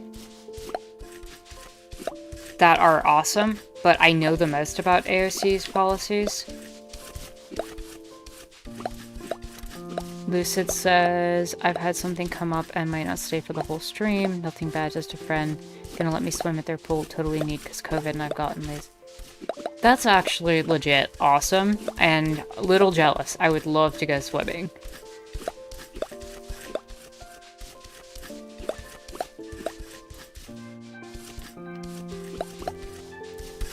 You would have thought... so Lucid, if, you know, you'll always be able to catch the thing. It's gonna be, kept online. No, definitely go. Enjoy yourself. Streams are always gonna be here on Sundays. Video's still gonna be up. Go swim. When do you get that opportunity these days?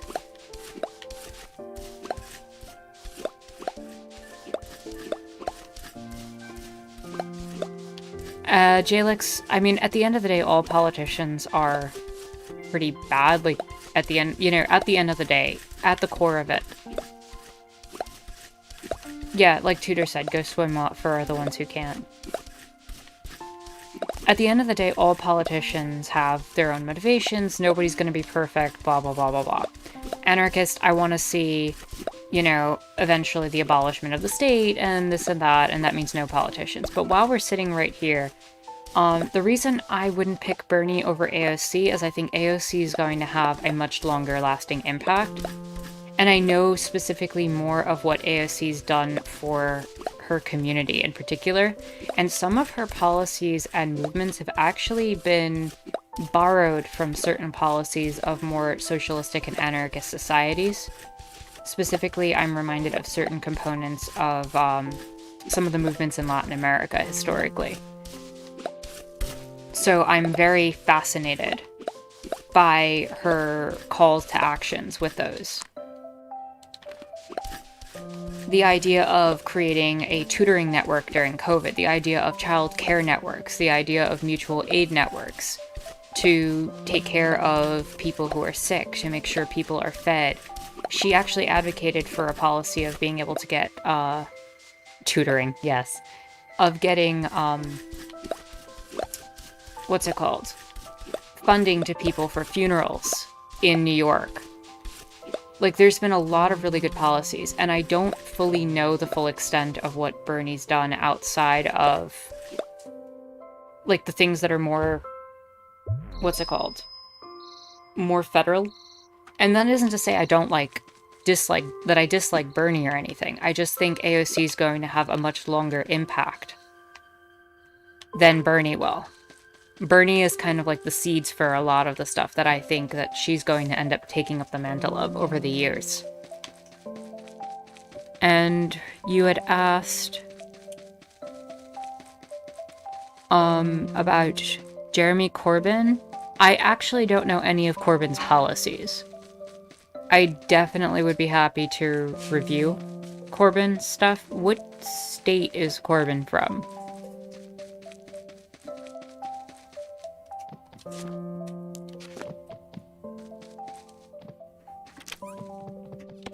Oh, Corbyn's from the UK? Then I have no idea anything about Corbyn. I'm gonna be completely real with you.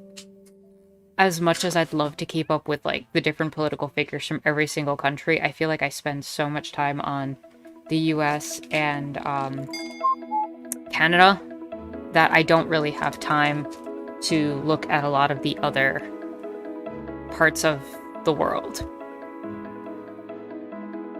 You know, it sucks because I'd love to learn everything, but there's only so much room to research and to keep moving on things.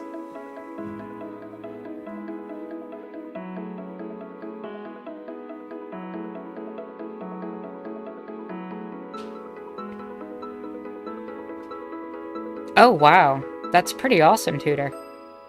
The red icon, Lucid, are you talking about the red Z's?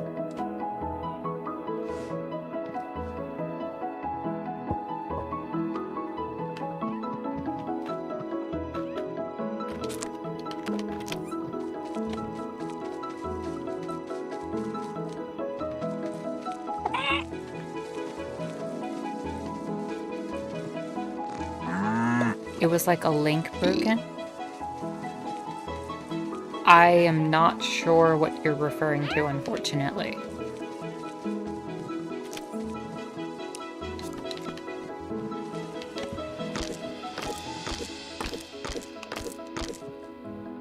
It is time to fix up this house. We are going to have a cloud house.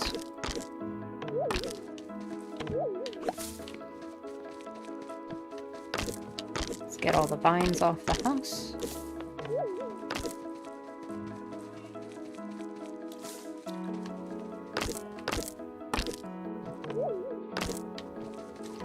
The red Z's that pop up on the top left are when you get tired 2 days in a row. When you don't sleep 2 days in a row, you lose your ability to sprint. Soup sounds amazing.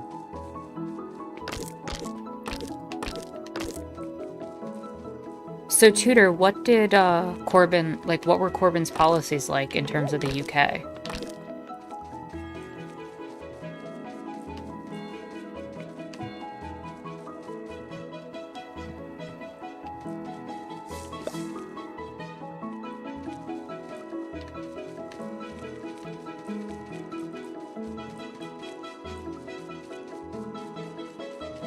You watched the talk between Jeremy Corbyn and Yanis Varoufakis. Love some Yanis, Greek finance minister, for long enough to negotiate with their creditors.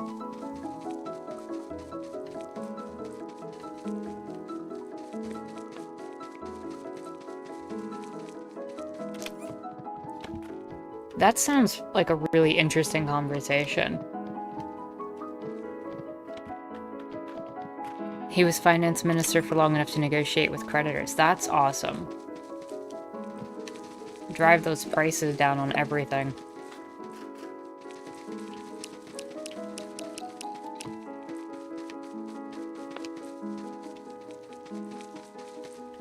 So we're gonna replace all of this here with clouds. We are going to live in a cloud.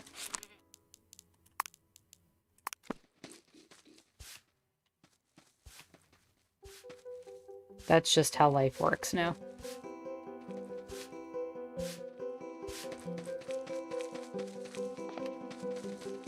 Corbyn never really had influence in the wider Labour Party, but was involved in numerous leftist groups since the 80s. As leader, he proposed nationalizing key industries, ending austerity. That's pretty awesome.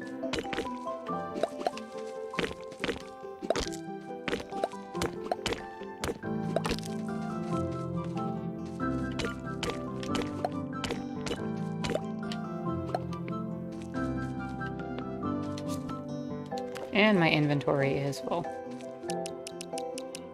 Do we leave the bottom layer of brick, or should I just replace all this with cloud too? What do you all think?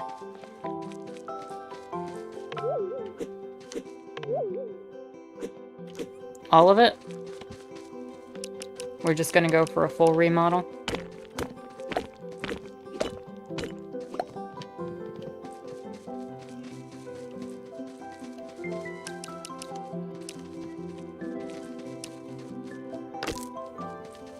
It's good to know that there are, you know, in general, the system of politicians are shackle the cloud with brick.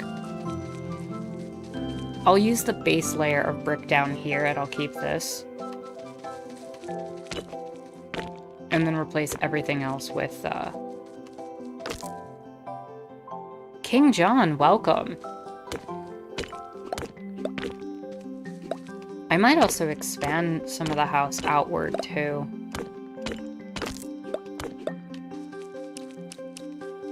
I mean, there's some room on the side here.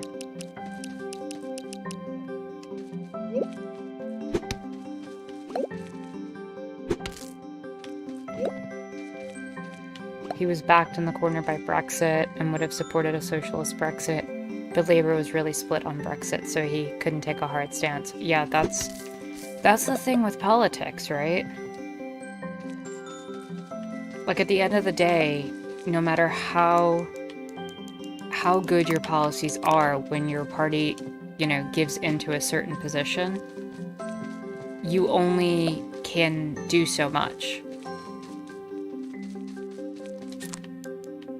So Brexit, in my limited understanding from where I'm sitting, the best way I would describe it as that basically the UK decided that they were going to remove themselves from the European Union.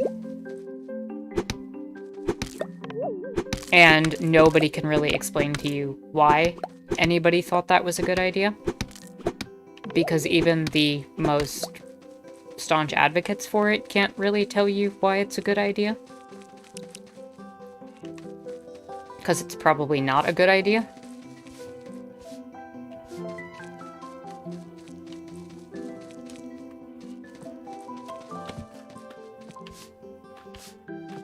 The only way that that would have been good is, like Tudor mentioned, if it had been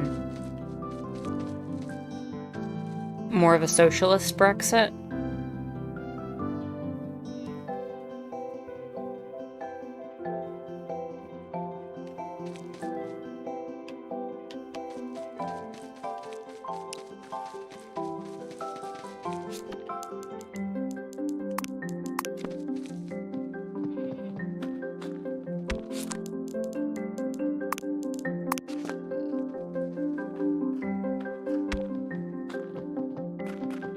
EU economic fiscal policies prevent member countries from going too far towards socialism. So that's the only good reason for Brexit. Yeah, that's what I was saying. Like, if you were actually trying to move in the direction of socialism, I don't think anyone would have been like, oh, Brexit's horrible. But the fact remains that that's not what they were trying to do. In fact, part of me is not really sure what they were trying to do with all of that.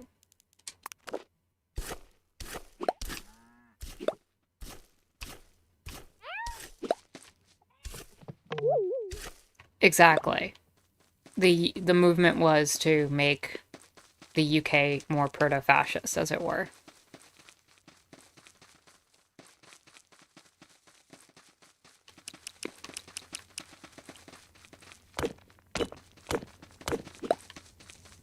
We're gonna expand the house outward.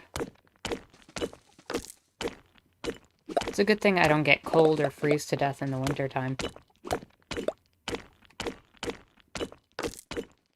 Video games are awesome with that.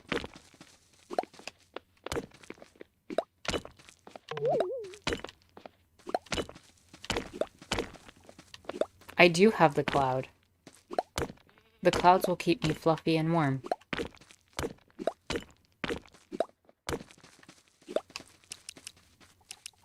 Let's expand the house outward.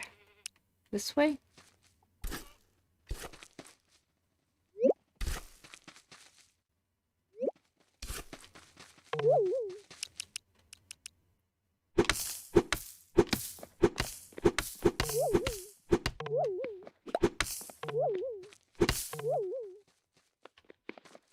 The financial sector and the sweatshop industry will benefit from breakfast. Everyone else will lose.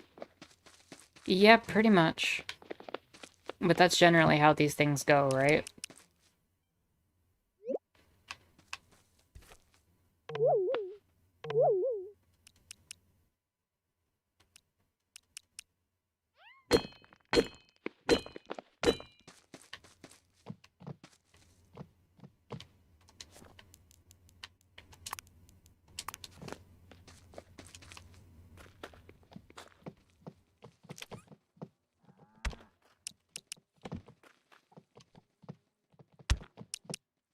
Put some of this stuff down.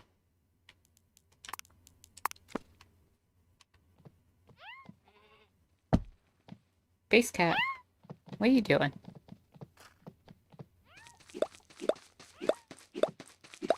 Now let's get ready to gut the NHS and privatize, baby.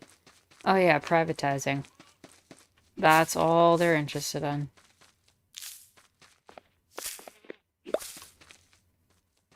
Oh, Jalix, I just noticed. Have a good night.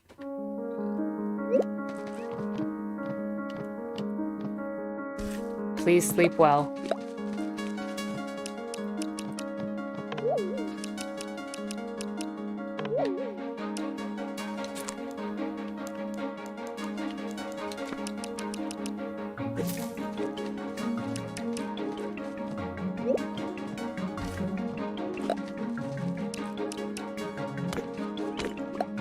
I feel like you all are teaching me a lot about the UK system, though, and I appreciate it, honestly. Like, I have the general idea, but to get a better bit of that knowledge is always welcome.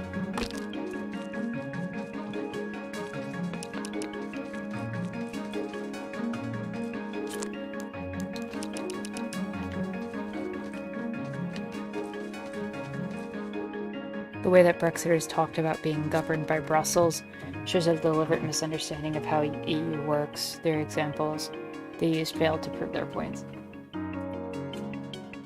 So I have a genuine question. How much of Brexit had to do with the UK having kind of a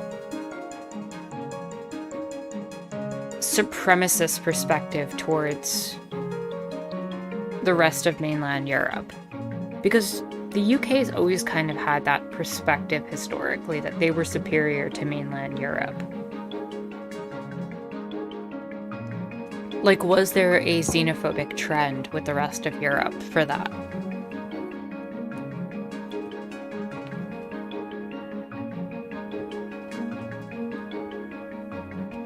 Disdain for Polish and Romanian immigrants was a huge factor in Brexit. That's what I'm talking about, especially Eastern Europe. There is such a history between Central and Eastern Europe and the United Kingdom. And I know the history, but I don't know how that's translated into the modern world.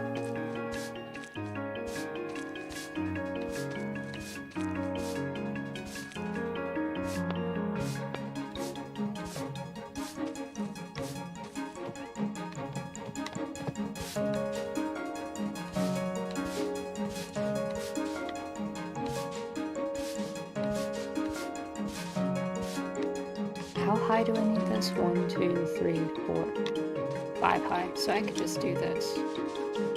Boop. That's 3, 4, 5. Much faster.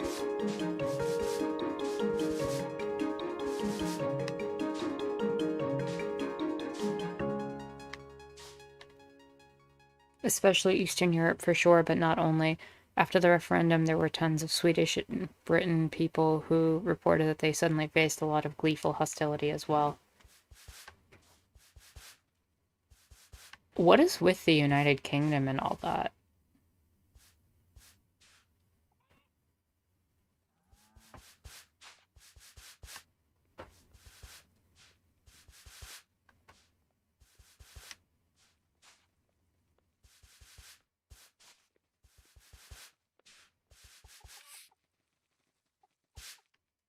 Well, I guess America learned it from somewhere, right?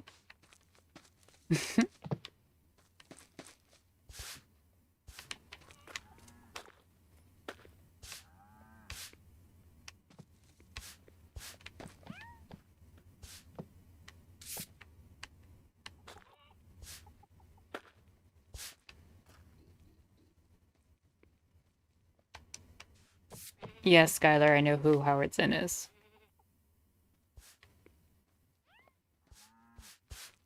I have indeed read People's History of the United States.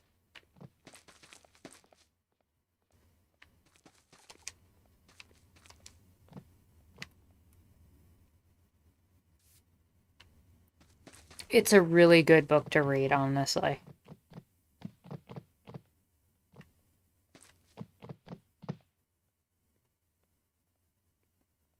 The good old "We are the true Europeans rule Britannia."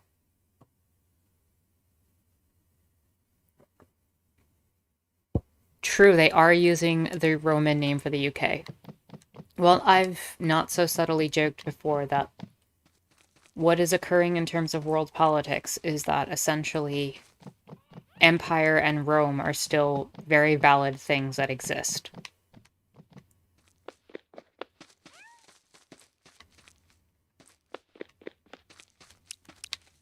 We are still fighting Rome. If you're anyone who's anti-fascist, if you're anyone who's against oppression, you're still fighting Roman slavery. You're still fighting the same Roman systems, just modified over generations.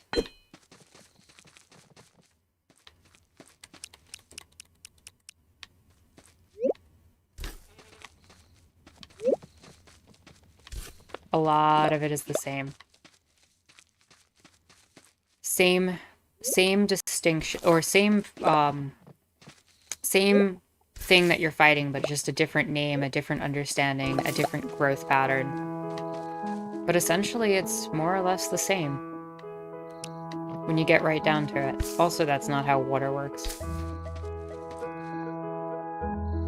Listening to hardcore history about the Roman Republic earlier, about the Gratian reforms, it's the exact same struggles. Absolutely.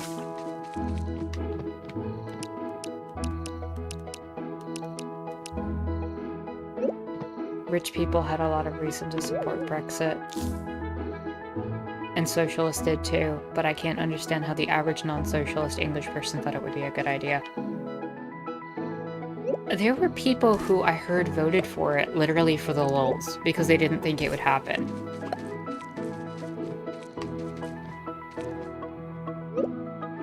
It's Hegel's master-slave dialectic, like how capitalism is just heavily modified feudalism. And feudalism was just modified Roman systems, right? Essentially.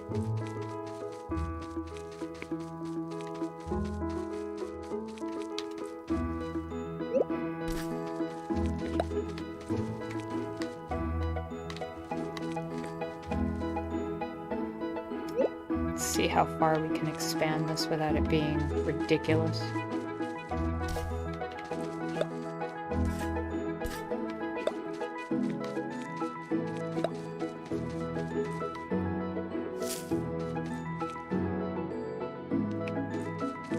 What's for 20 years, Google?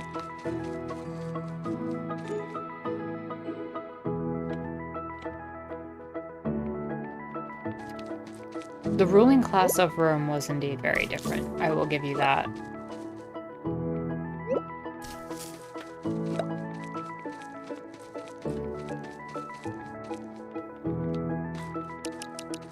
I think I went a bit too far.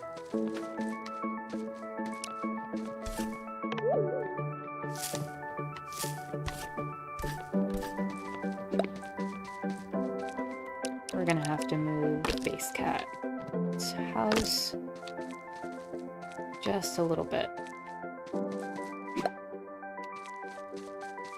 In fact, we can have base cat live here now.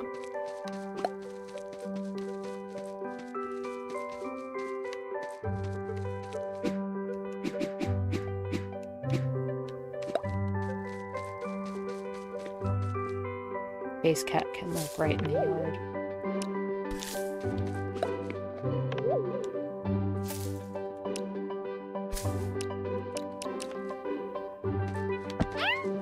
you go. You still have your house base, cat.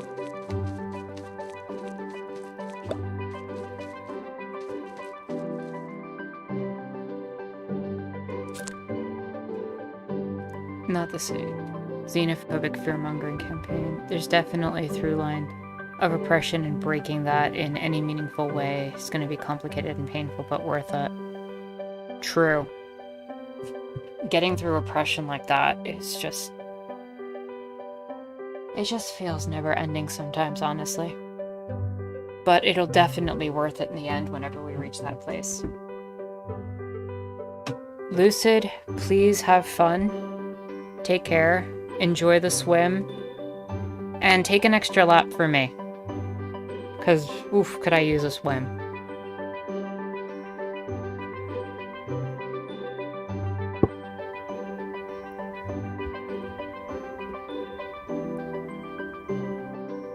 Brexit was mostly a power play by some of the more far-right members of the Tories to win back voters from UKIP and similar parties, even though they were surprised when it won the referendum. I think the whole world was surprised when that thing won.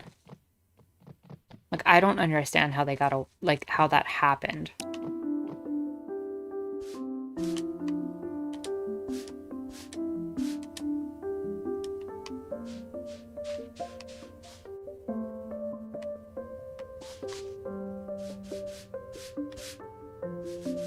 Flimflam, you wish that you were capable of swimming? Honestly, I'm gonna be real with you, swimming is one of the most freeing experiences that I have, that I know.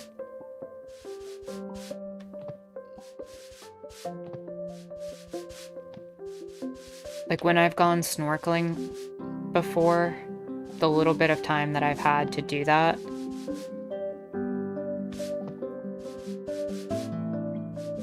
it just, I don't know how to explain it. Just this very liberating, very calm feeling of connectedness with the water and everything like that. It just always would make my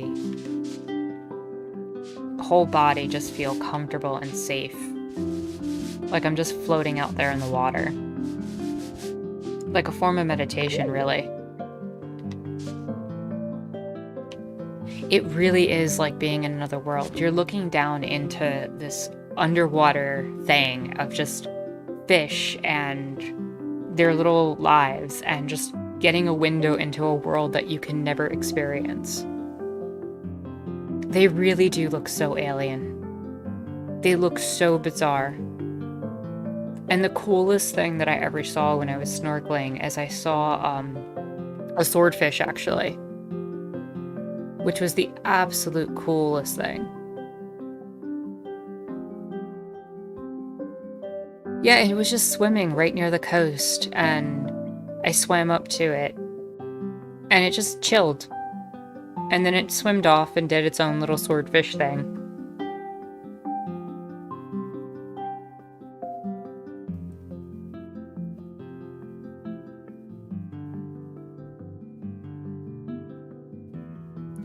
The only thing that I would say is if you ever get the chance to go snorkeling, just be careful of the coral reefs if you're ever near those.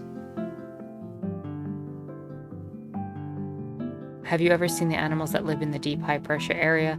No, I never have. That sounds so cool. I would love to scuba dive one day.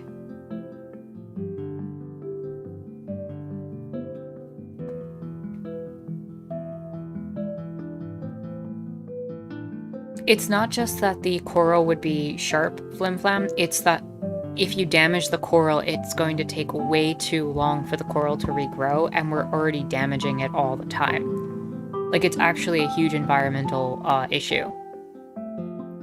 We are literally destroying the coral reefs through tourism, and just not taking care of it.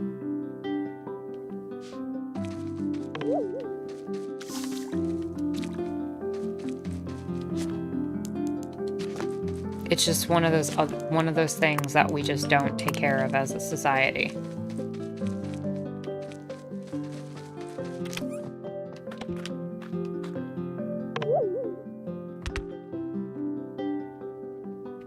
They really are.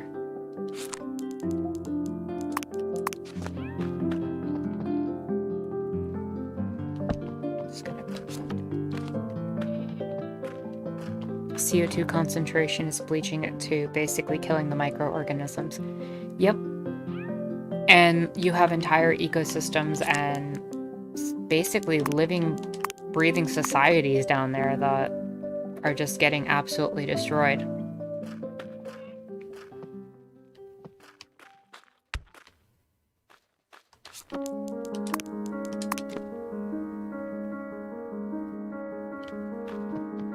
Absolutely true, Em. They are definitely their own little organisms.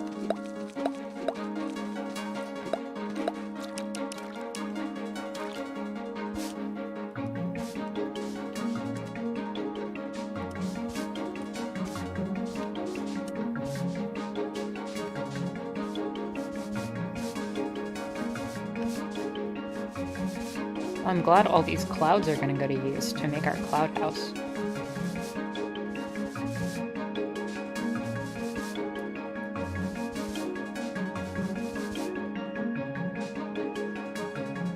What even is that, King John?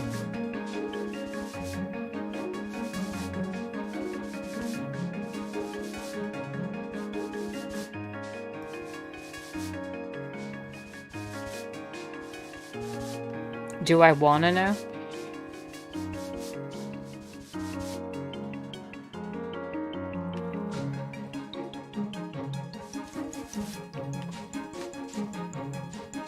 Skylar, I like fish too. Fish are pretty based. They are awesome creatures that deserve respect.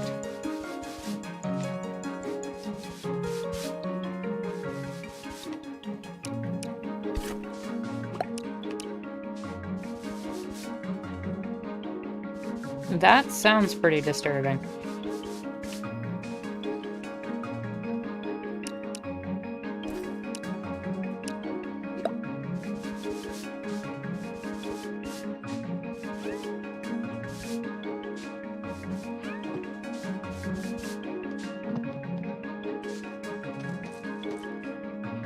Wait, what? Okay, somebody explain who this person is. Because I am actually not familiar with that name. Also, totally flipped my ear off. You saw nothing.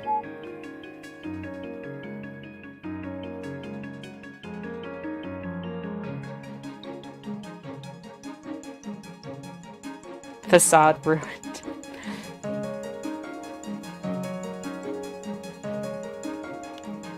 Ignore the person behind the curtain. Now it doesn't want to go back on, of course. There we go. We're back.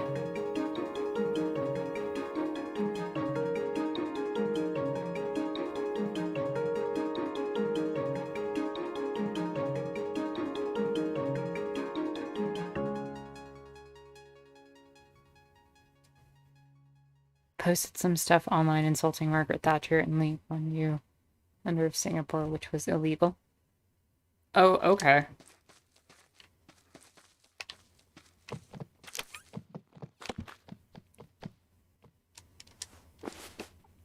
I feel like every Sunday I'm learning more and more about whatever we end up talking about, because you guys always are talking about really cool stuff. Like, good information to learn. I mean, insulting Thatcher is truly common sense, right? But not enough people do it.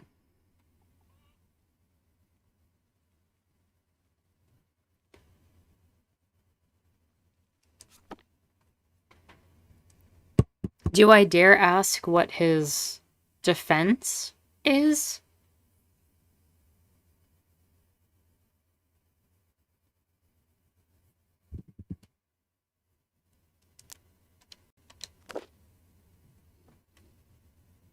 Like, what is the defense for that?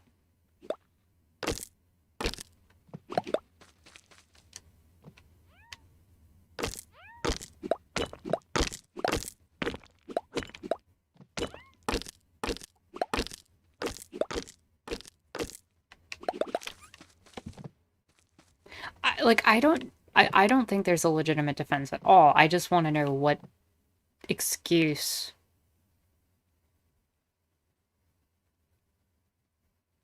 No.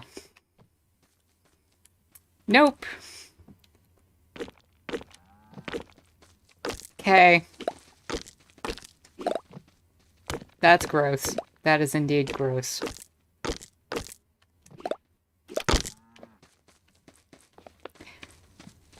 I did. And I regret.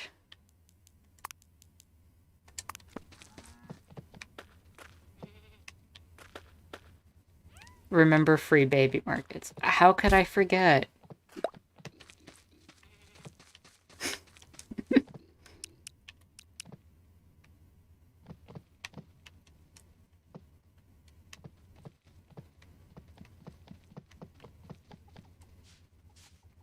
Yeah, nobody else asked. It was just me who had the absolute morbid curiosity and regretting every moment of it.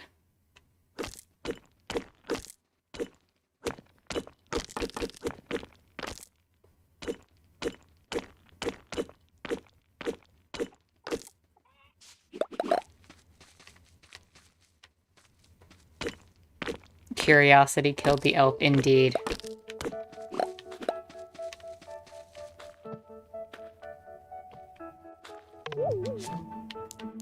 I did not mean to do that. That window lives there right now.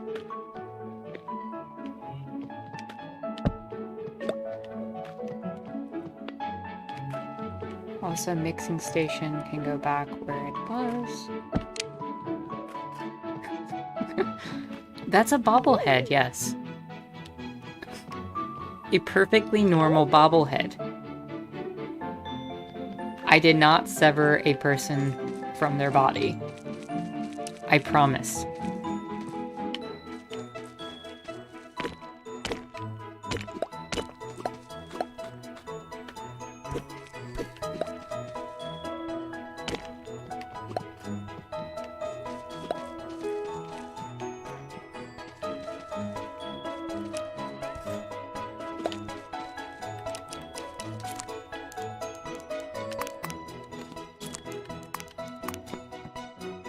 Should we put a quota on how many horrifying subjects we can discuss each stream?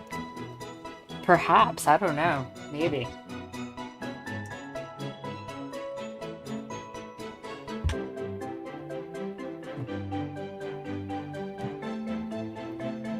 Sounds like someone who severed someone from their body. Yeah.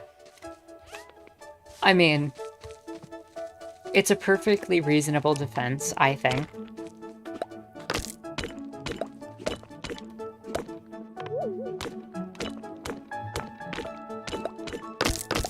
But you have every right to question me on it. What pissed me off is they used a tribe in New Guinea to justify pedophilia, and I was arguing with them that no, bro, that society's open to it, to sex, but nowhere in the tribe did they endorse pedophiles.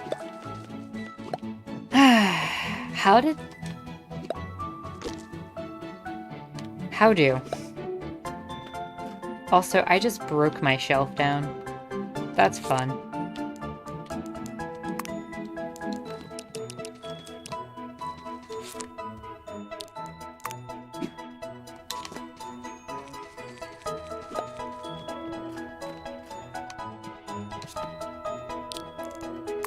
Did not mean to do that.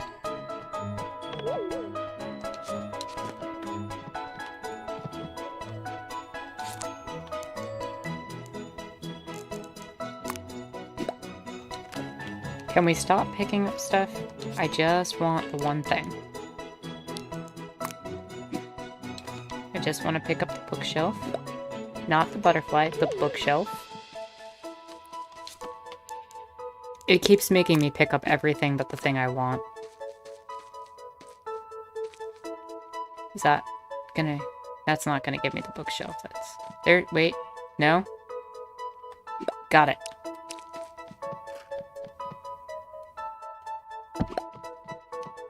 Now we can fix this.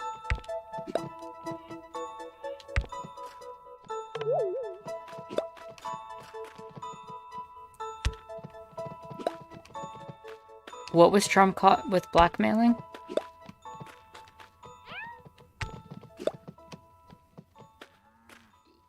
Like, there's so many instances that I've heard about that, so... Sounds like... Marks to say capitalism dissolves all boundaries. Guess it dissolved that one, too. Yeah, no.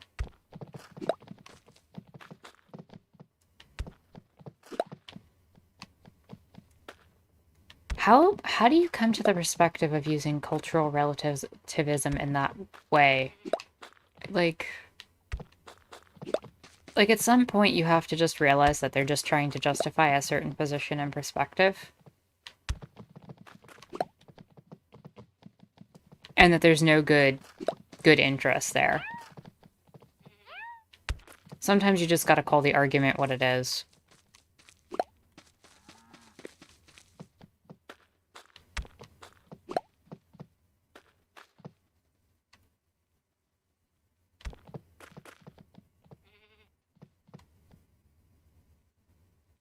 He wanted somebody to, like, lie and say he won, but on a federal level.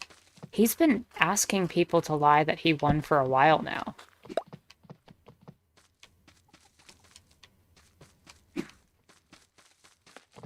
Like, he tried to blackmail, Georgia's governor to change the votes.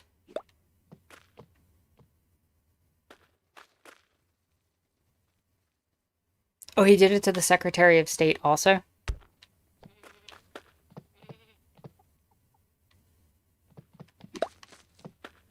They are so desperate. They are so desperate to keep him in office.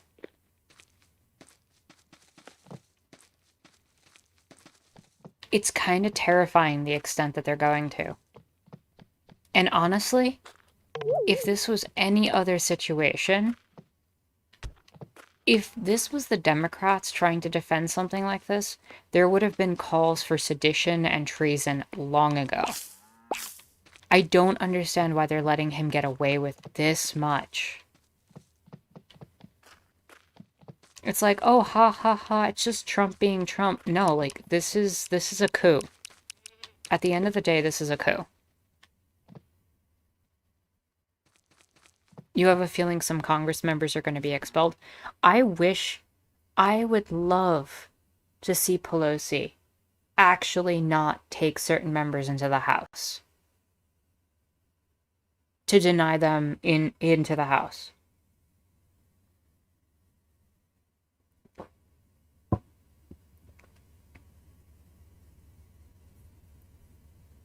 The president warned him that was taking a big risk by refusing to pursue his bogus election claims. What do you all think about the rally that's happening on the 6th?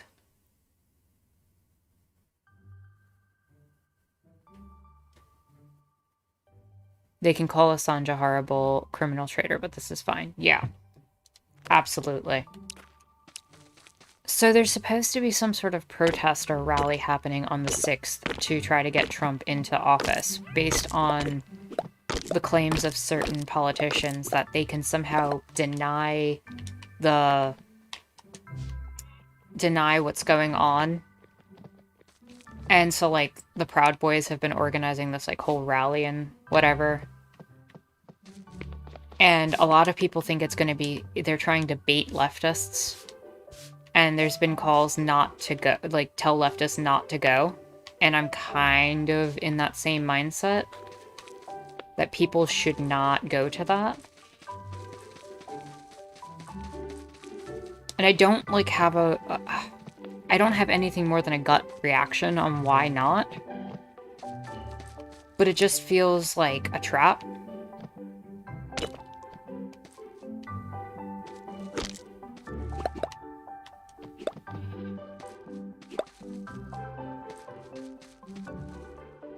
As long as you don't specify how you'll retaliate against someone, you can legally threaten them. Trump learned the tactic from his mob lawyer, Rogue Coin.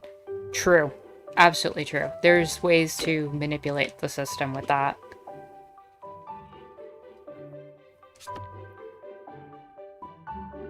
They said their tactic won't be to rally, it'll be to spread into the city in small groups and start trouble everywhere dressed in all black.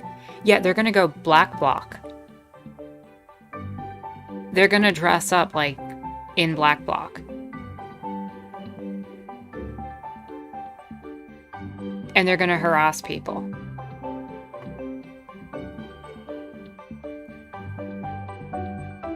And honestly, it's scary because they're adopting the attire.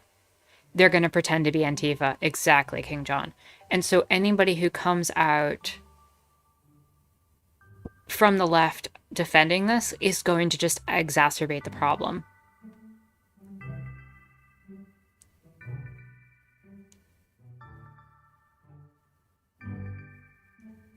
I'm exactly in the same place as you, Google.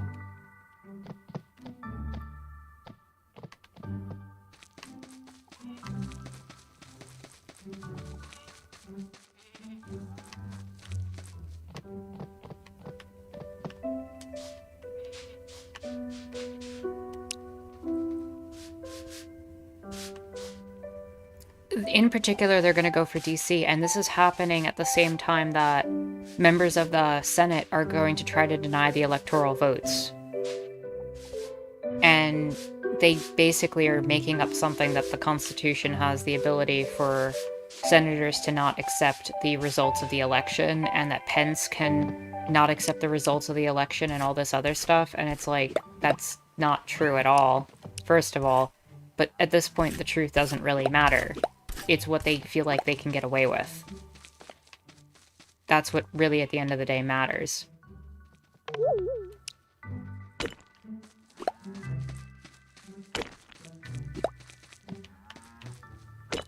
Oh no, the best option is definitely to ignore.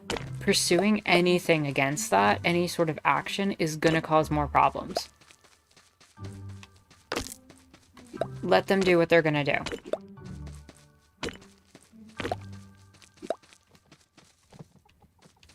You just have to know when to pick your battles, and this is not one of those moments to pick the battle.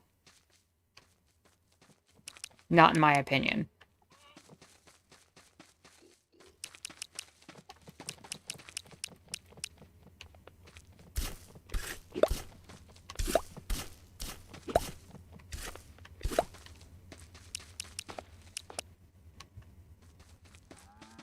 Maybe stay prepped if you're nearby, and don't go out looking for them. Exactly. I'm with you, Flim Flam. Why would people think Antifa will protest the certification of the Electoral College results? Well, there's a lot of people out there still who think that Antifa and the Proud Boys are just two sides of the same coin and problem. They're not recognizing the fact that the left and right are two distinct things, and that fascist and anti-fascist are, in fact, two different things. That's first and foremost. Secondly, there's the understanding that Antifa wouldn't be there specifically to protest in favor of, like, stopping the Electoral College results, but they would be counter-protesting.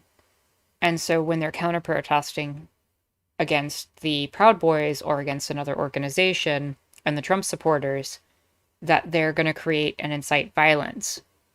So you can create the illusion of the enemy being much more violent than they are.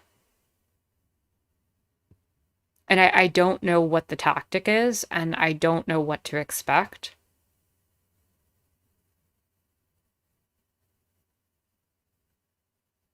I'm sorry, what are you questioning, Tutor?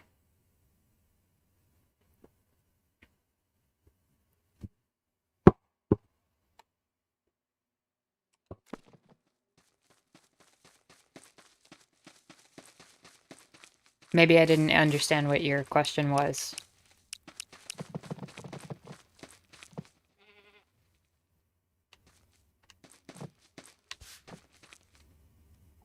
Oh, okay.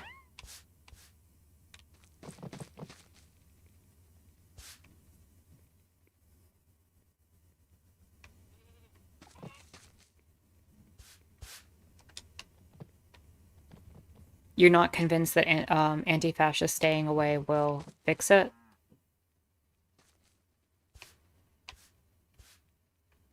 I don't know. I've definitely heard a number of leftists be like, stay away from this, it's a trap. And I'm not exactly sure what to make of that.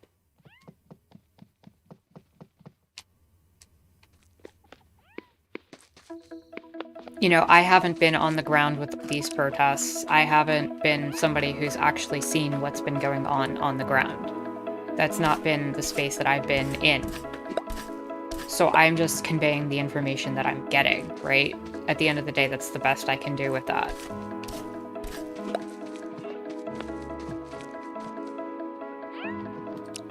Yeah, it wouldn't surprise me if it's an op, honestly. And the question becomes, to what end? To what goal?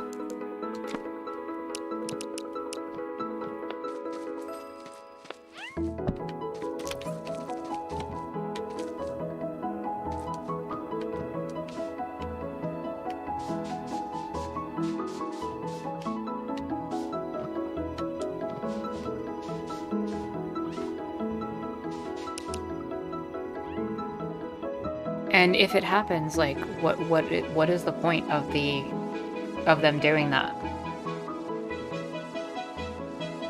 And does a response help the situation or not? And I don't have enough of those answers.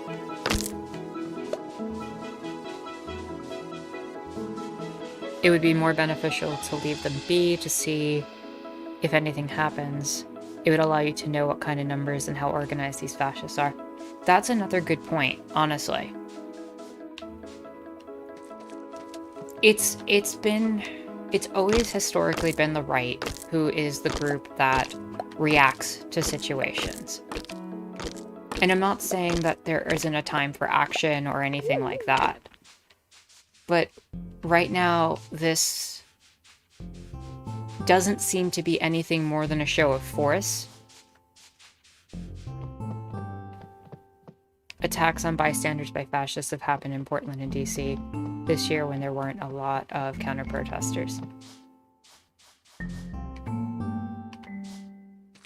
I mean, I see your argument. I don't know.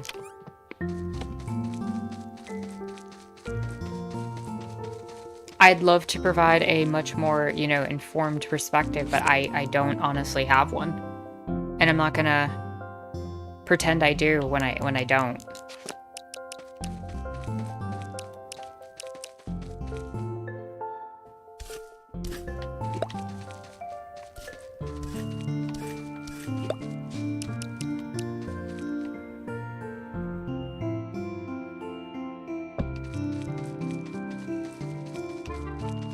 Look at our little cloud house slowly forming.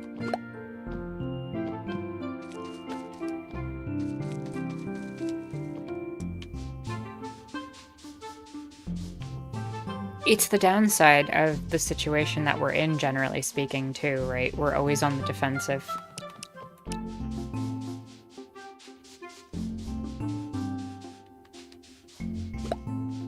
On some level.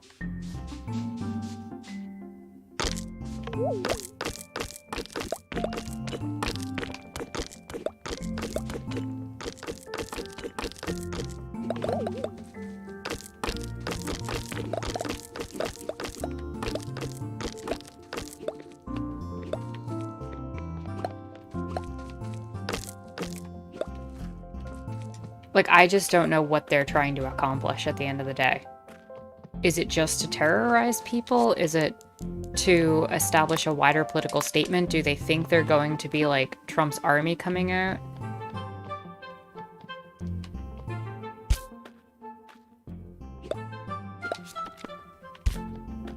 Probably it'll be far fewer Proud Boys than one might fear. But if not, and if the angle really is to do some kind of black bloc false flag thing to just justify martial law, I'm worried. Do you think they'd get away with martial law at this point? I mean, I feel like it's very thinly veiled.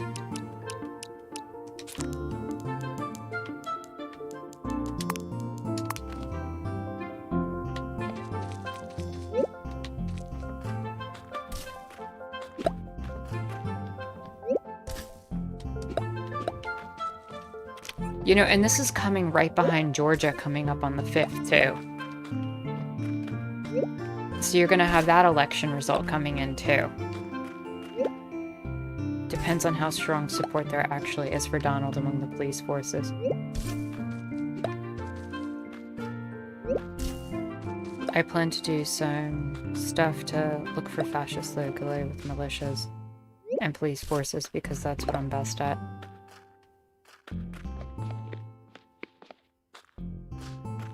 That's also another key point to consider, and I was about to bring that up, what Flim Flam just said. He does not have any real support in the military. The military, he tried with Flynn to get the military to back him already, and they basically laughed at him. The Supreme Court laughed at him. The same Supreme Court that's like super conservative right now that he appointed almost half of. You know, he's appointed, well, a third of, I should say. Like, he's not gotten the support and backing that he would have liked to have.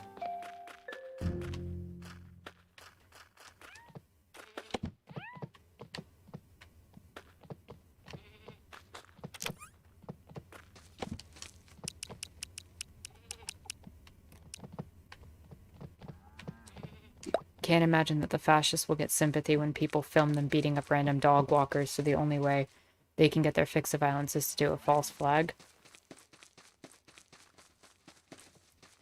If you can present the military and SCOTUS with a fair... I doubt they would make a counter coup.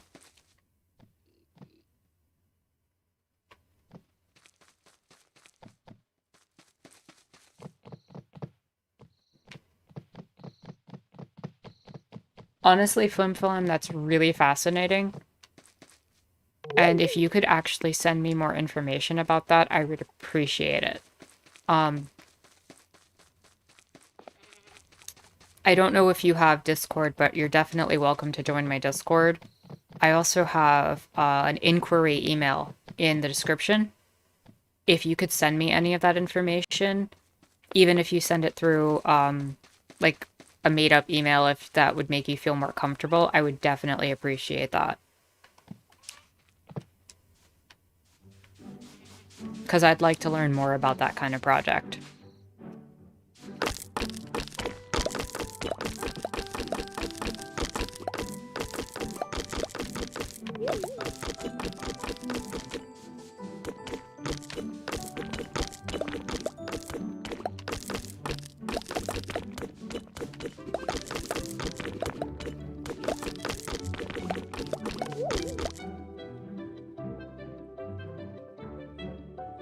Definitely appreciate it, Flim Flam. Like, if he could seize control of the state during a moment of confusion and consolidate before there is a public response. Oh, I see what you're saying. Like, if he actually managed to seize control, that the military wouldn't, like, switch gears. That they would just back up whoever's in charge because they don't really care. I could see that. I honestly could see that part of it happening. But he'd have to really maintain that. And honestly, I will feel a lot better when he's out of the White House.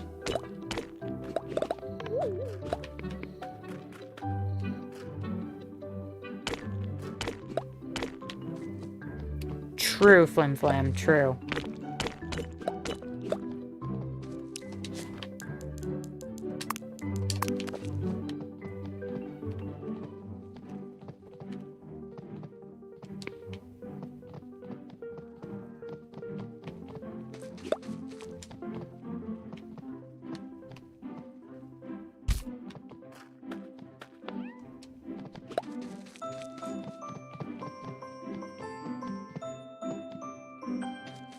I mean, that's really the scary part about it all, right? Like, it's a little bit more realistic than it should be.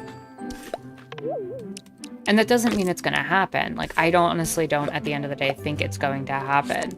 But the fact that we're entertaining this as a possibility, and not just as, like, a silly possibility, like, as an actual potential reality, and that we need to, is a little bit frightening.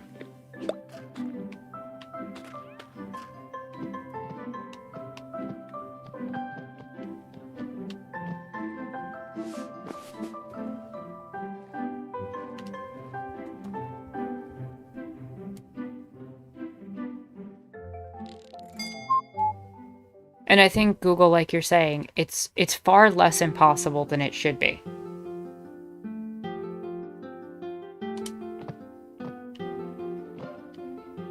Something is happening in the village. I will have to check that out. Take a small break from building this cloud house and go see what's going on.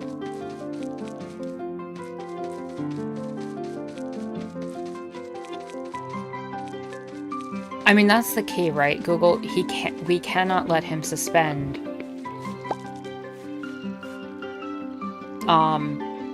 the transition of power. It needs to happen as soon as possible. It seems like there aren't many people around. It's probably because they all went to participate in the Snow Dust Fairy. The main event is over in the festival square, but I wouldn't mind if you wanted to spend a bit of time with me either. Who are you?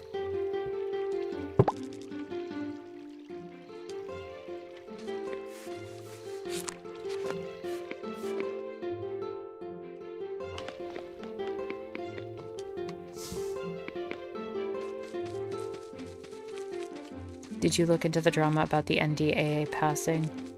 I've heard a bit about it, but I can't make sense of it. No, what is the NDAA passing? What is this? 'Tis but a fleeting pleasure to bask in the presence of one such as thyself, akin to the transient breath exhaled from thine frostbitten lips, visible but for a moment, forgotten in the next. Thoughts, did I capture thine heart, art thou entranced? Poetry is hardly my strong suit, sorry. Or that's not why you're here. Oh, the fair, right, the fair. Was there something in particular? What is this? Only a few times per year we can venture out into the world. Thus we take advantage of fleeting periods to travel. This is our hope that the festivities will bring joy to thine impoverished village. Perhaps one day others shall visit our town in turn. Fish in the waters around the shrine, and perhaps fortune will smile upon you. Golden snow dust koi are of particular interest. Cool.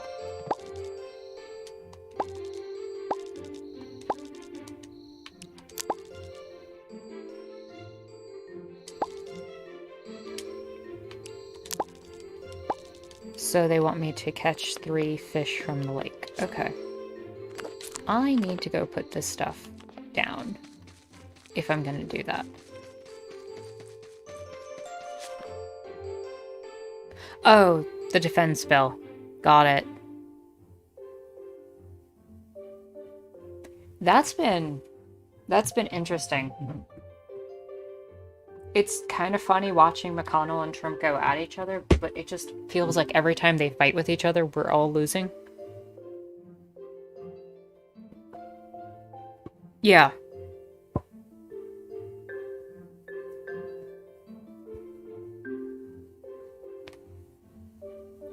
Didn't Congress already overturn that?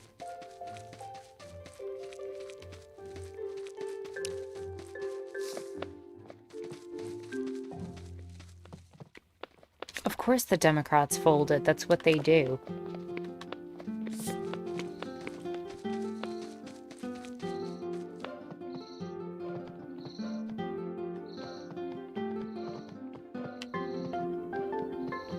And adding to Israel for munitions a few billion. Because we need to give them more money for military.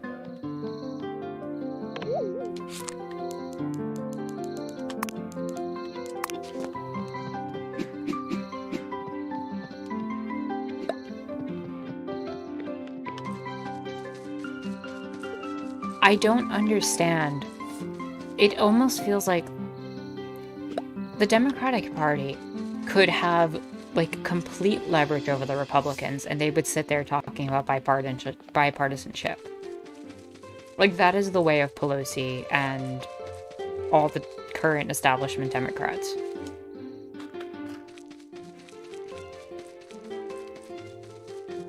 And it makes absolutely no sense.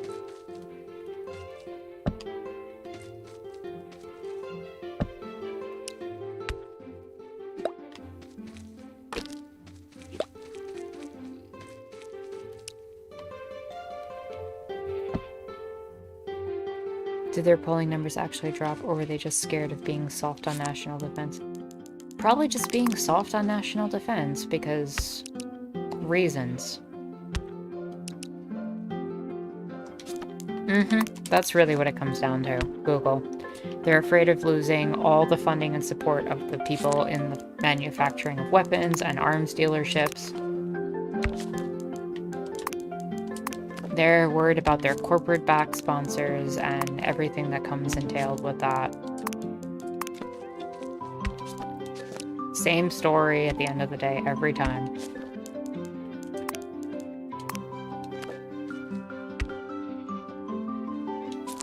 I am gonna have to look up that book, Flim Flam. That sounds really, really interesting. The Culture of the National Security Council.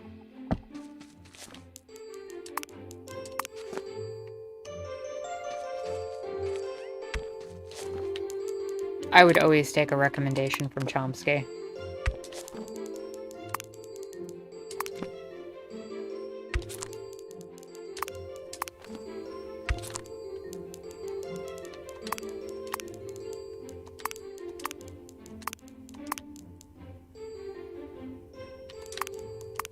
Skylar has a lot of reading to do, but never actually reads. There's never enough time to keep up with it all. Especially for one person.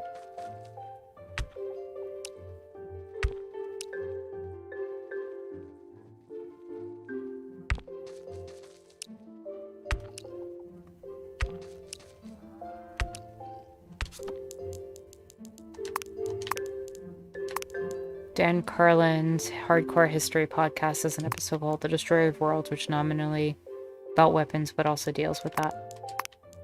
Oh, wow.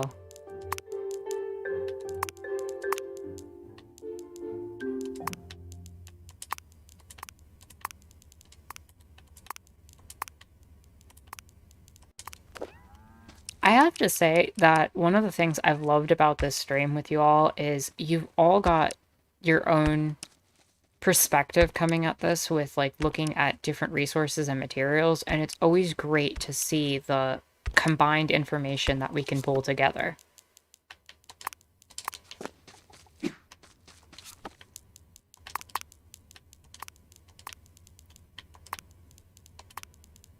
It's like this person's reading this book and this person's exploring this other information and this person's found this great podcast.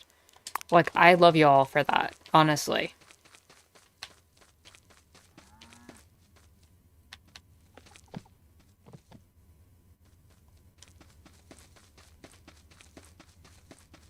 I probably won't have time, Skylar, honestly.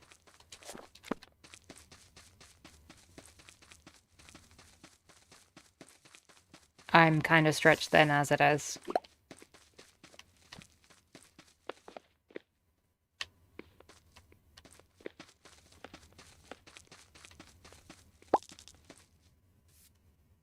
Indeed, Flim Flam, it is what makes community so great.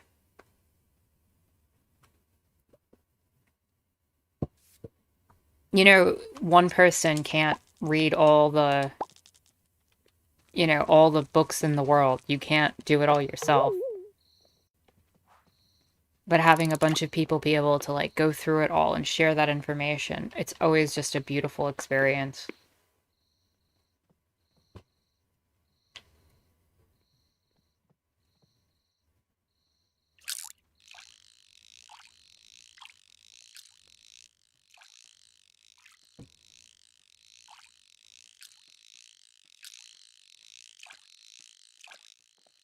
And we constantly learn from each other.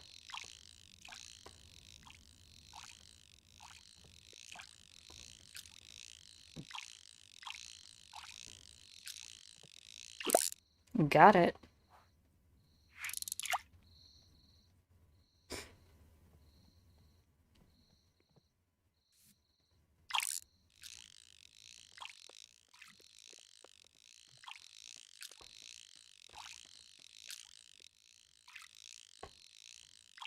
Oh, snap the line.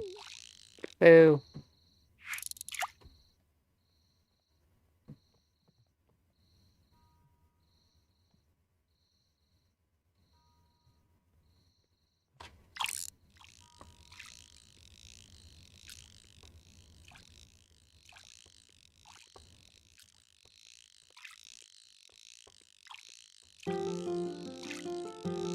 I feel like the fishing in this game looks so simple and feels so simple, but I'm also like so focused on it.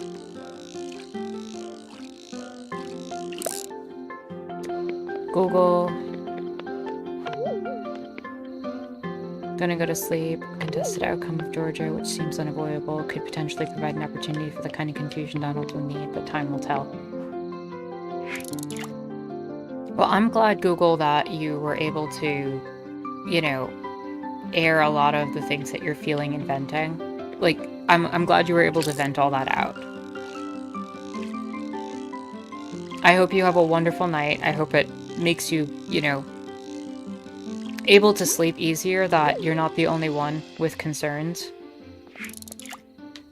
And that we're in this together, This is an example of relying on each other to build as opposed to being completely independent. One person can't do all the things, but collectively we can pull ahead. Absolutely true.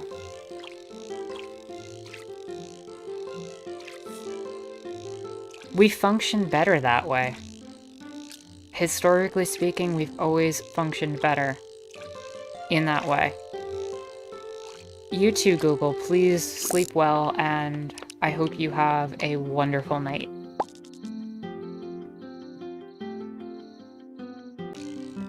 Oh,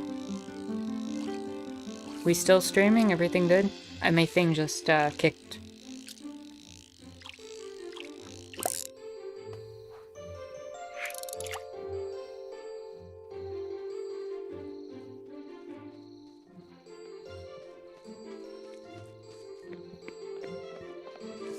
Okay.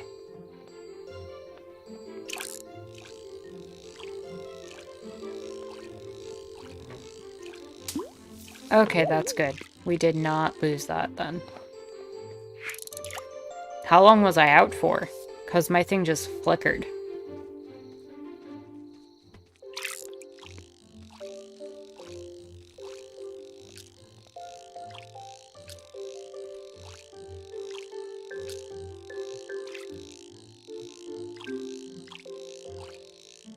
Okay. That's not too bad.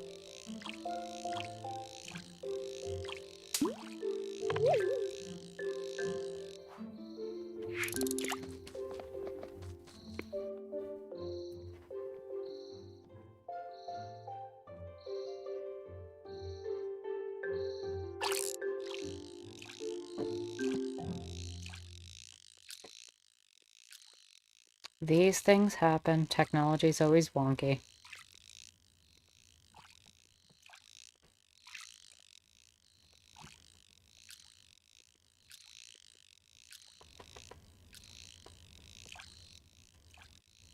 There we go.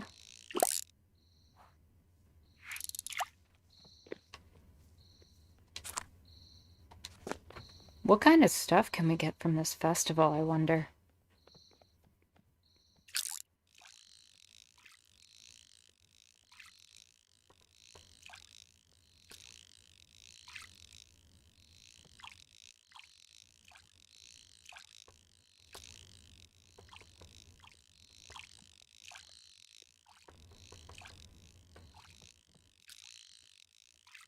The festival in the game.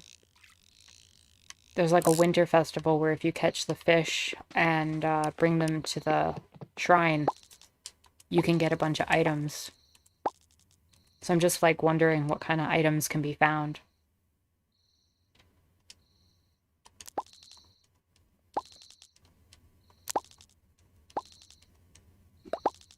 Is it just the red lanterns?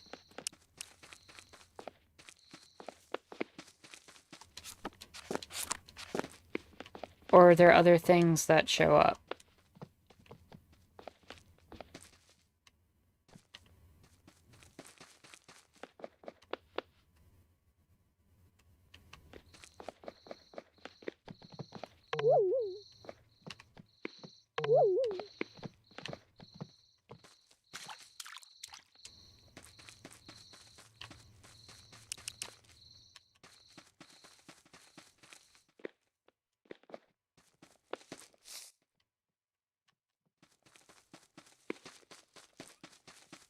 I'm just genuinely curious.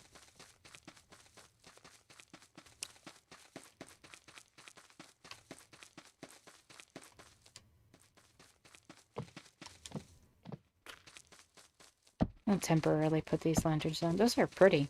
I like that.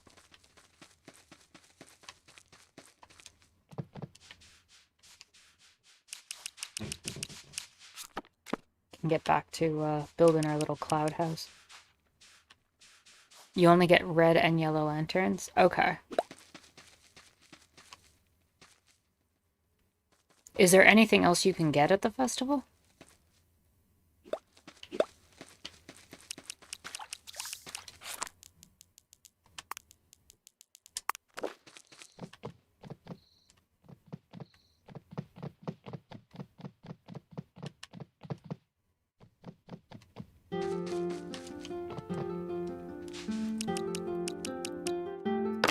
Tear down all this roofing.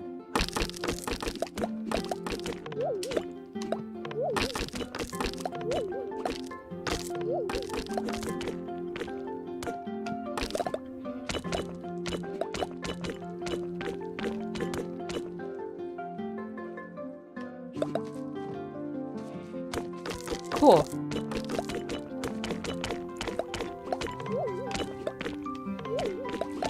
Well, I got a couple of red lanterns. I think I'm good with that.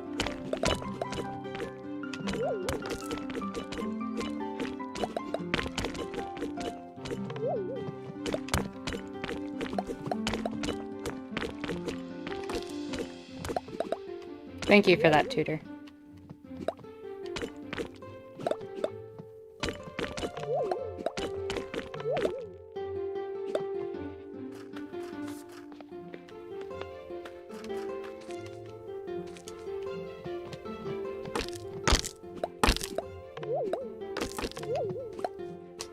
Pull that out. Break these.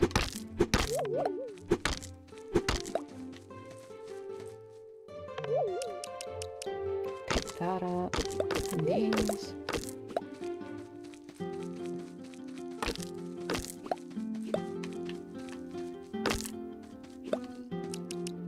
And I will take this tree.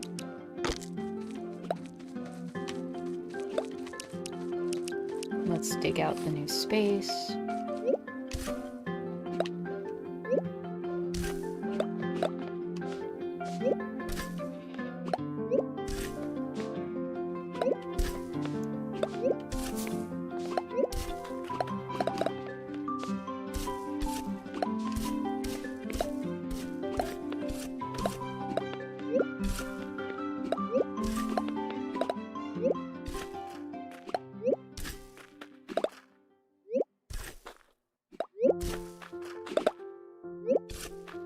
We are gonna have our dream cloud house.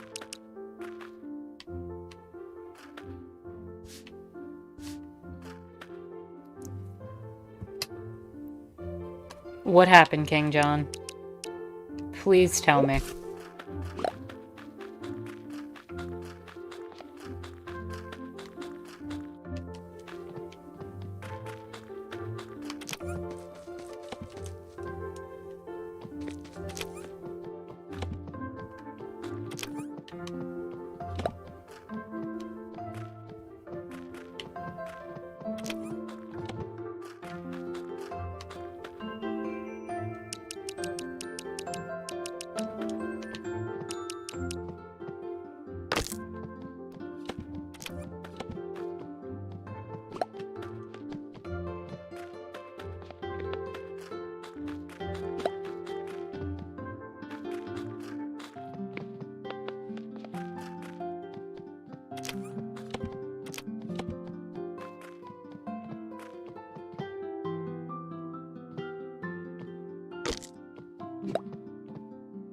Pelosi was voted as speaker, and people are pissed that the squad voted for Pelosi. They had no choice. Exactly. Honestly, King John, this whole thing with it, I have a limited energy, and I'm just going to be completely real about my need with that. I have a very limited energy to talk about Door today. So I'm gonna make this very brief. The amount of foolishness I have seen around the whole Dort and Pelosi and the squad thing has just been absolutely frustrating. And I guess I'll just leave it at that. It's like they have a lot of people just feel like that, like AOC, for example, has just so much power, can change everything herself. She's one of 500 somewhat people in Congress, in the House. She's 1/500th of the power structure of the legislative branch. Even with the full squad, you're not dealing with anywhere near the power to change things. And the fearful part of it is if Pelosi's not voted... She has so many Twitter followers. True. If Pelosi's voted into power, what's the alternative? That you're gonna get the Republican candidate to become Senate Majority Leader? Like, for real? Do you want that? Or not Senate, but House Majority Leader?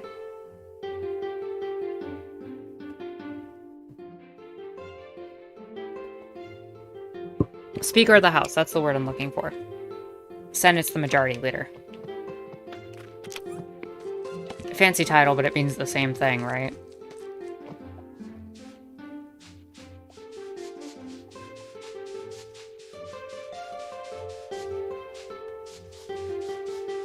No, my patience with that whole thing has grown very thin, and I've been avoiding Twitter for it.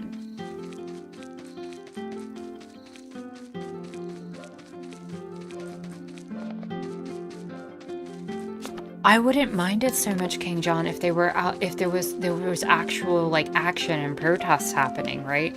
Like if it actually felt like people were out there, you know, spurring it on and putting pressure on Pelosi and on McConnell and all this other stuff to push for it. But honestly, it just feels like this nonsense perspective to me, where it's like, oh yeah, tell AOC to go push for it, tell AOC to go push for it, and it's like,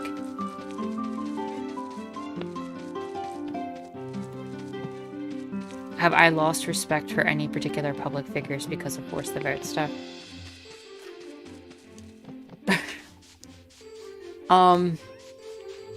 No one in particular.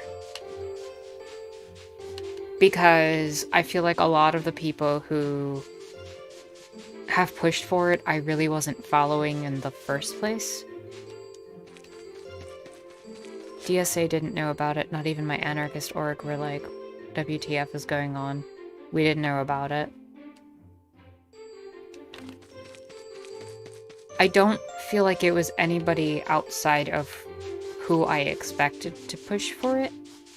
And I honestly feel like a number of the people who are pushing for it really are coming from it from a very genuine place of wanting to see positive change. I don't think I've lost respect for people for having a difference of opinion from me.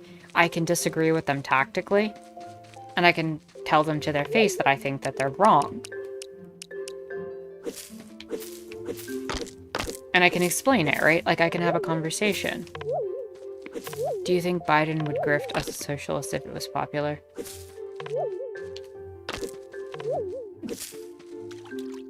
I don't think Biden would in particular. No, I don't think Biden would.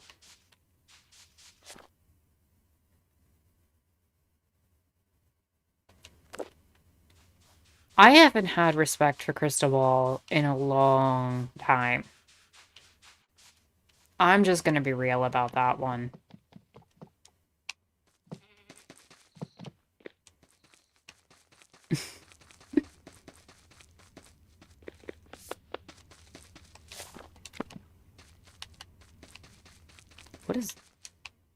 What is with all that sparkle up there? What is that? I want to build up to that. Hold up. What is...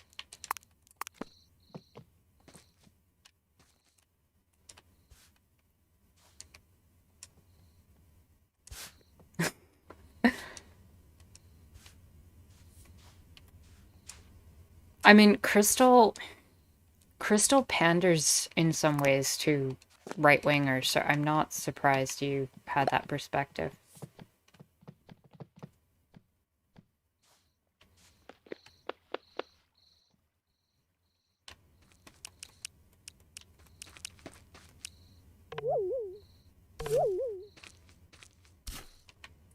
Okay.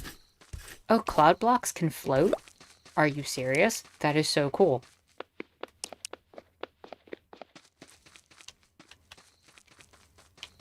Yeah, apparently her name is actually Crystal Ball. Is that a pseudonym, actually? I don't know. I have never actually thought about that.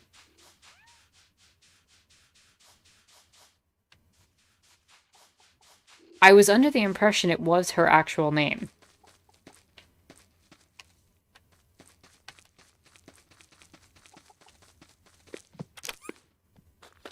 Can somebody confirm? Because now I really want to know.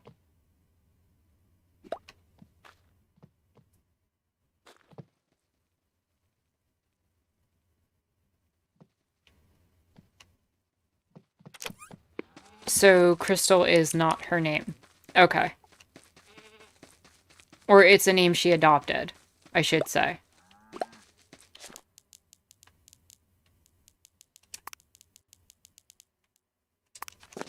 It is her real name. Okay.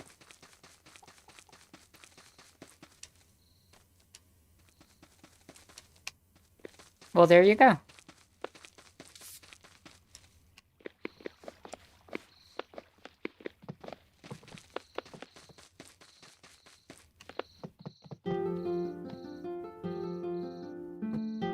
Enjoy your soup, Skylar.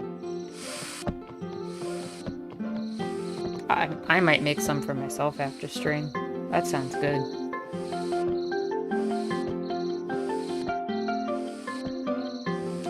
What do I need for floor blocks?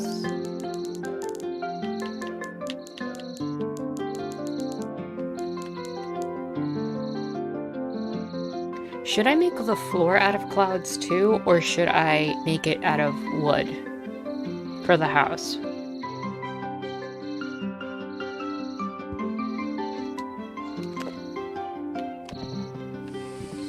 Everything clouds. Okay.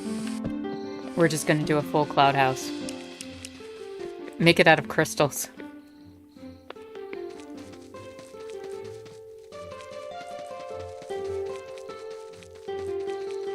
Undude said it'll be weird to have the whole house clouds.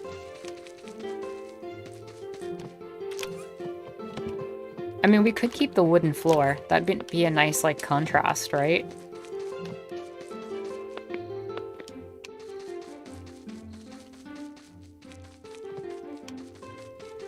I think, at least, it'd be a nice contrast.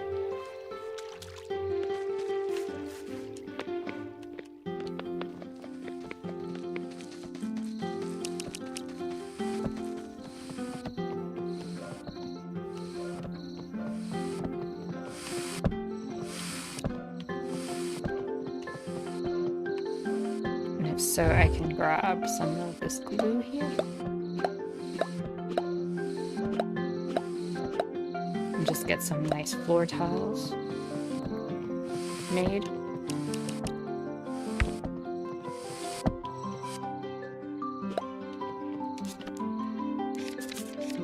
Crystal Ball also peddles this right red-brown alliance crap too. It's straight modern Strasserism. Can use all materials in certain pattern: wood, cloud, tiles, crystal. What do you mean, Em?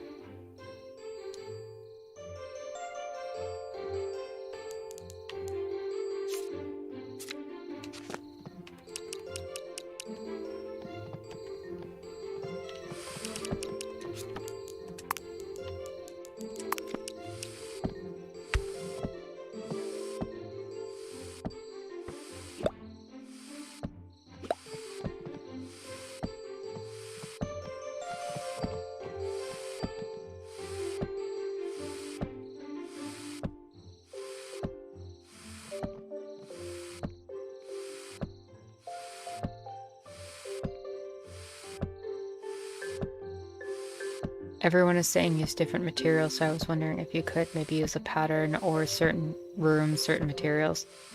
Oh, that's interesting. Yeah, the game would allow for something like that. Like I could use stone in one room, wood in another kind of thing. It's just a matter of how expensive it would be and if I have the materials to make it or not.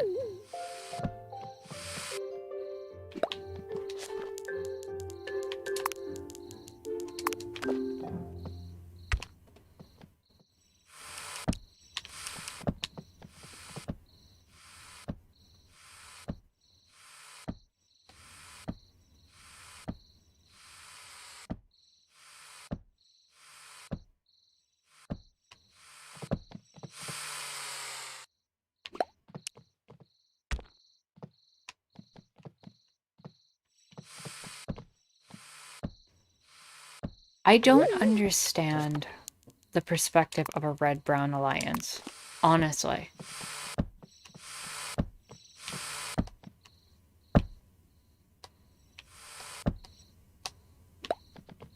Like, what is the justification of that? Like, what benefit does that provide the left?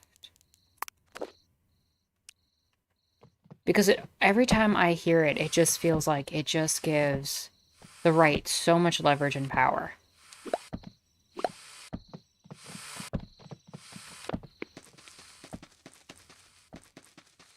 Crystal and Kyle are sock dems who see cancel culture as a schism in the left. And they're on the anti-cancel culture side. Yeah.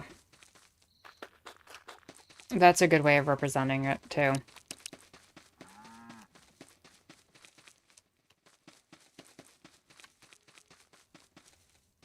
Like King John, I would be genuinely fascinated if you had any insight into what the understanding for, like, a justification that actually, I guess, makes sense for a red-brown alliance. Like, I mean, I know that you don't, like, advocate for it, clearly, but what is the understanding or justification for it in general?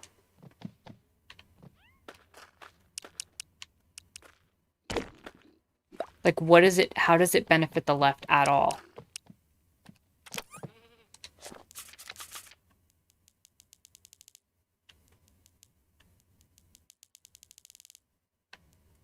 At least in the worldview of the people who think it's a good idea.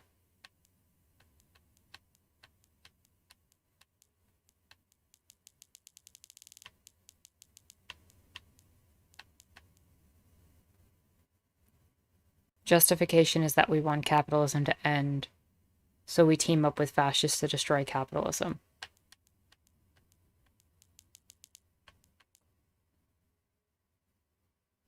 That's what I should have been making.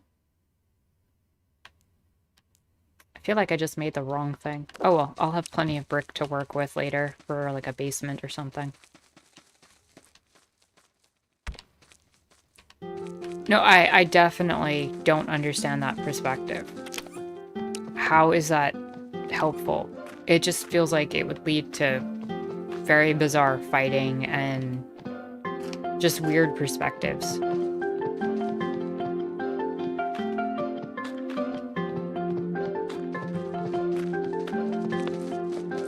Leftists and fascists are both enemies of liberalism, so it's the enemy of my enemy's my friend situation.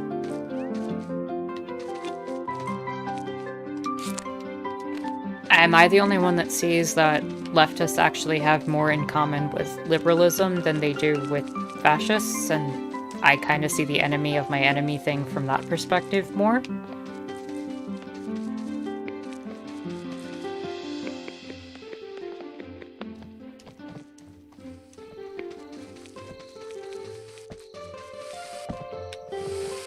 Am I strange for thinking that?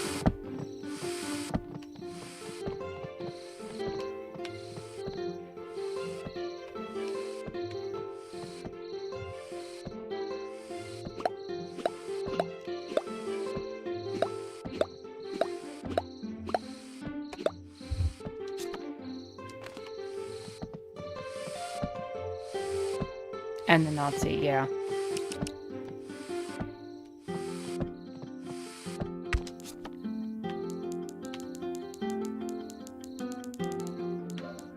What am I making? I'm trying to make the flooring. Where is that? I know I saw it.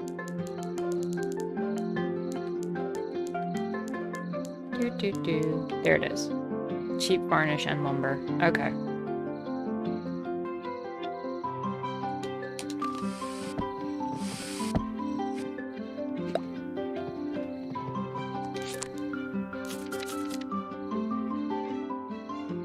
Well, Flim Flam, thank you for coming out.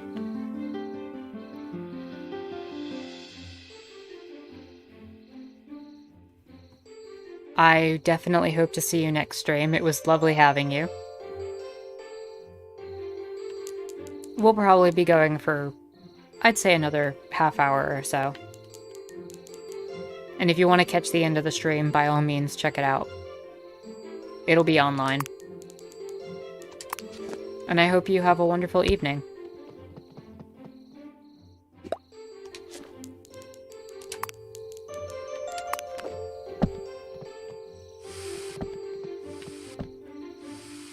Nazi Party literally turned on the communists and said, you thought we'd like your egalitarian goals? Hierarchies of the natural order. True.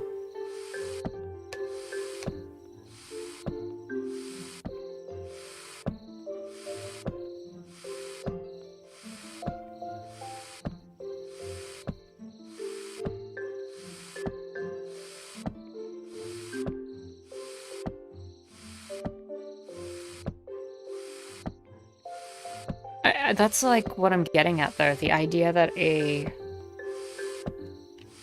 what benefit does any leftist have with teaming up with somebody who wants those type of hierarchies? And I get it also with like the Stalinist type that might even support something like that, but leftism, it's more or less liberalism without capitalism. It definitely isn't closer to fascism though. I may be wrong. I mean, that's kind of how I see it, right? I feel like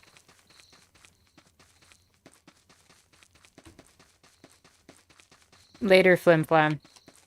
I feel like the perspectives of liberalism and what it's meant to embody, I honestly feel like socialism and even anarchism are natural extensions of a desire to expand that freedom into the economic sphere and beyond. I feel like there's definitely more of a kinship in terms of that, especially in today's movements than maybe some in the past. I don't know, maybe I'm naive and maybe I don't understand that part of it or something, but I definitely feel like the desire is to change the economic basis of it, but to expand a lot of the freedoms that it could offer.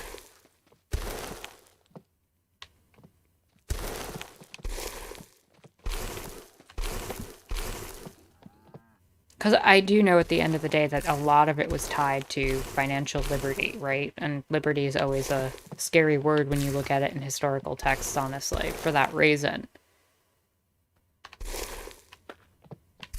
But in terms of social freedoms and literally libertarianism from the, leftist sense, not the co-opted version of ANCAPs, generally speaking, speaks to a lot of the same values.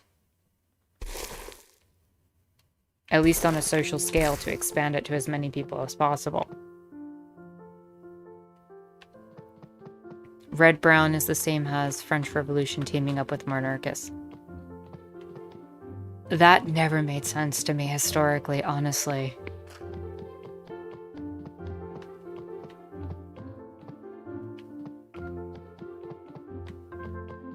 Crystal Ball explains it as left-wing populism and right-wing populism having shared ideas about the establishment, which presents the opportunity for tactical alliance. I mean, on the one hand, I get the idea that they might be going for, of bringing populism together. But the problem is left-wing populism is usually centered around I want people to have rights, and I want people to have actual freedoms, and right-wing populism is usually, I don't want people to have rights and freedoms. As a matter of fact, that's a threat to everything I believe in. And xenophobia. And the fear of any other that exists. Like, it just doesn't seem to match up at all.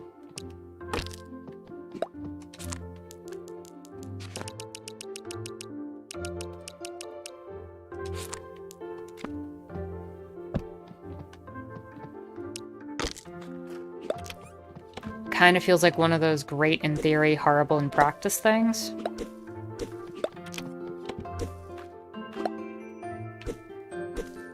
Like, oh yeah, we could totally provide a unified front. We're both populists. But why are you populists? For what reason are you populists?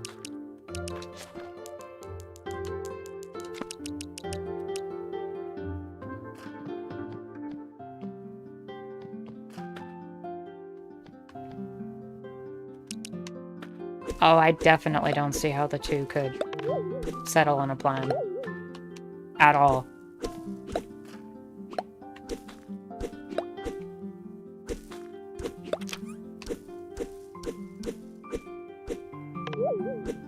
There's just a complete disagreement about all the fundamental problems.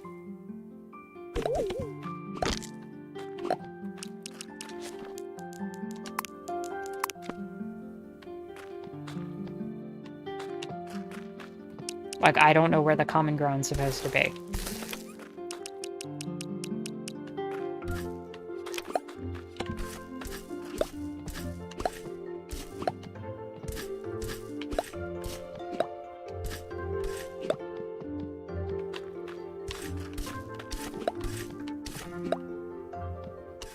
Also, kind of glad we're fixing this house, because I was literally stepping on dirt.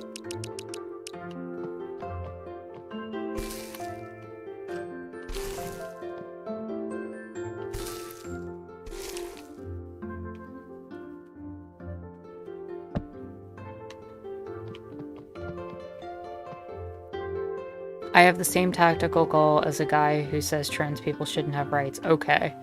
To me, it's a joke, because left and right, we disagree with our ends. I mean, yeah, the goal that they're looking at is, oh, well, at the end of the day, we both want to see capitalism destroyed, like you said. But what's destroying capitalism according to someone from the right?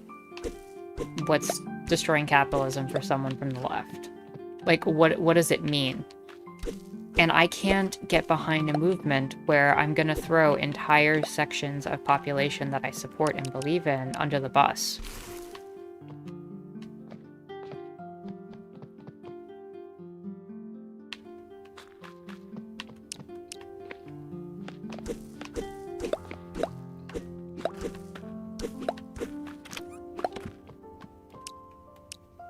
I can't imagine it being anyone but someone like Trump, though. That's the thing I struggle with.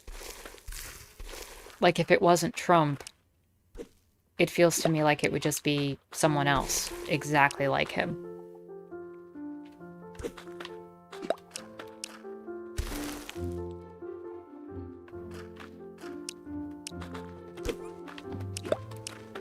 I don't think I would agree, Cracktoonis, that fascists who don't like capitalism are just Nazbols and tankies. I think that, well, for example, Hitler didn't like capitalism. Why didn't Hitler like capitalism? Because he felt like it gave the Jews too much power.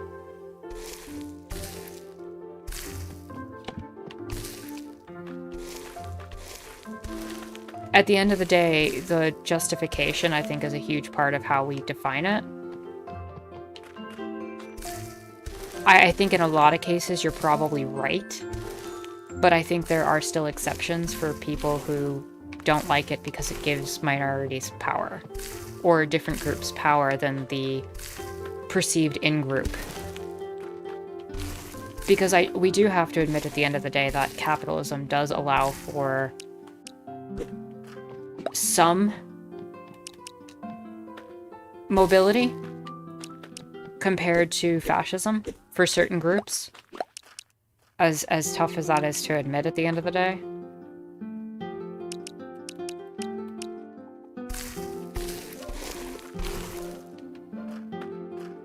The problem is the right-wing paradox cause they hate capitalism, but since capitalism is the status quo and represents true human nature according to its functions. Exactly. So it's this inherently contradictory process, as all fascism seems to be. And Skylar asks, do I think patriotism leads to fascism? I think you need to define patriotism. Because patriotism is just one of those words that's kind of amorphous to me. American patriotism, that would be nationalism. So, yes, by default, any form of nationalism can become fascism.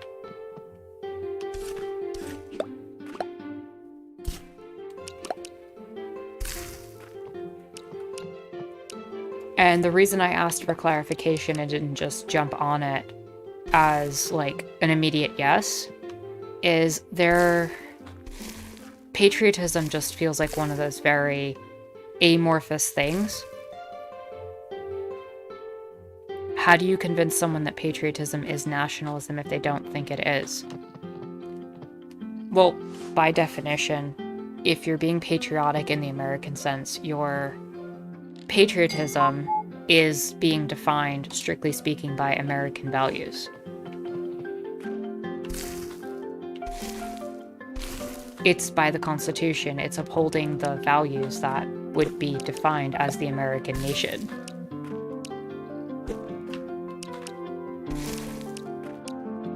But I'd also argue that patriotism in general is just this very amorphous concept that doesn't always have a strict definition or meaning.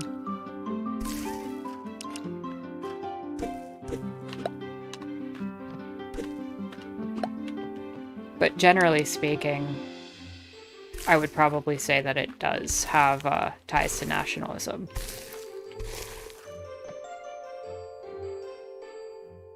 It's easy for you ask US nationalists about Native Americans, and look how quick the response is, works every time.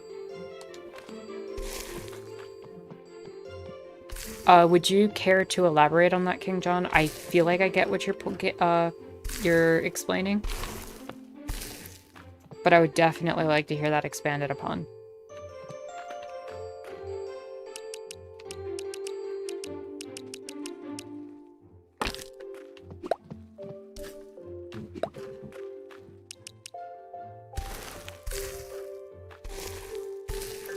Today, right-wing populists can appear to be working for the average person by just going against neoliberal policies. True. That is very true, Tutor.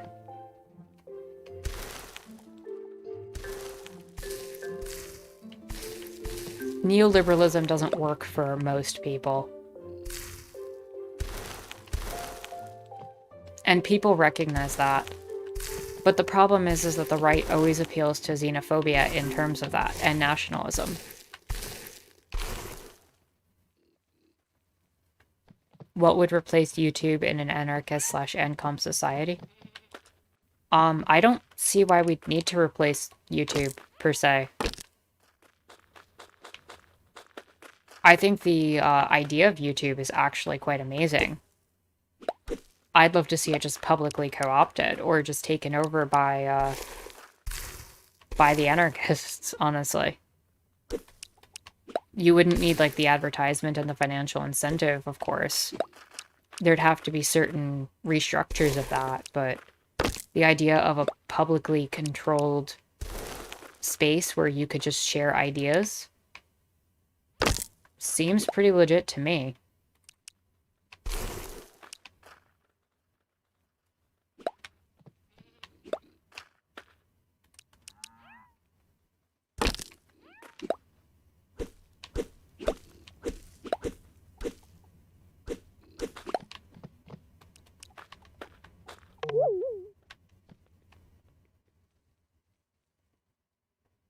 Let me see, actually, if I could make a pattern with the darker and lighter floor tiles. Let me see if it would actually look good.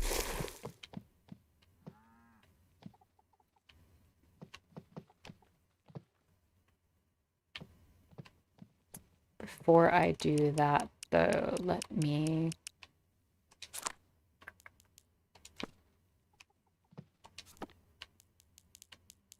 put these on here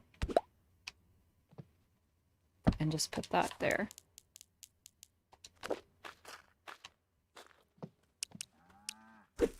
This game gets a little weird with tiling. Yeah, it prioritizes the dark bricks over the light ones, so it would look really weird, unfortunately.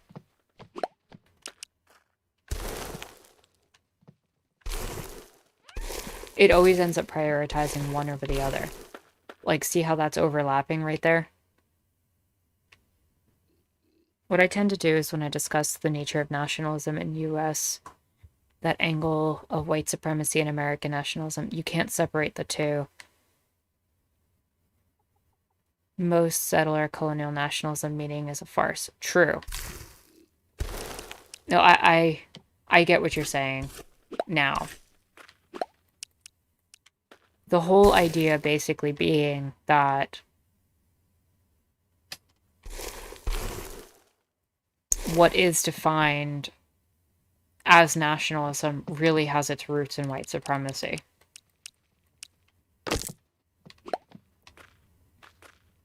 And it will always have that perspective, honestly.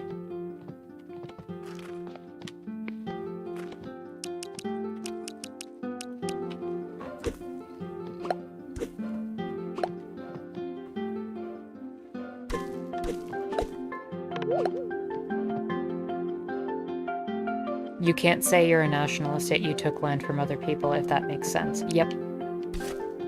Completely makes sense. And yet they do.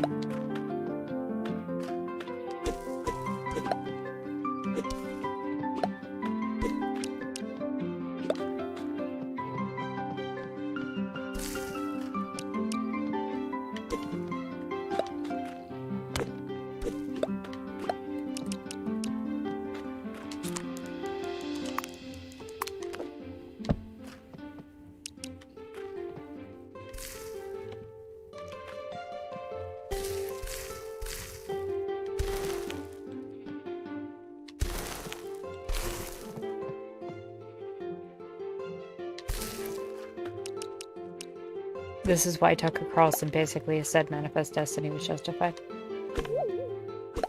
I mean, yeah. I mean, but that's a long-standing position in US history that it was completely justified.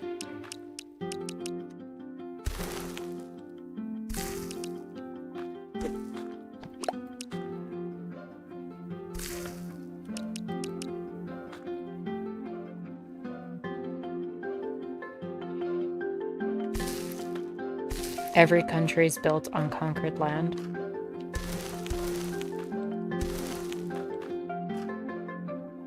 What's the difference between ANCOM and anarchist? So technically speaking, ANCOM is a type of anarchist. Generally speaking, you are typically referring to anarcho-communism when you think of an idea like anarchist. But I think the understanding is that there's different forms of anarchy that don't necessarily just apply to the communist understanding. Like you have, I think it's just more of a generalization to explain like the end goal and what the results would be or how to attain it. Because for example, you have anarcho-syndicalists who want to prioritize the revolution through unions and through those type of positions. You have anarcho-feminism, which of course talks about abolishing the patriarchy as part of an anarchist praxis. So I think it's just, it's subtle, but the difference is like anarchist speaks to the ideology, whereas ANCOM or anarcho-communist would speak to the end goal specifically of communism. At least that's how I would interpret that difference and distinction.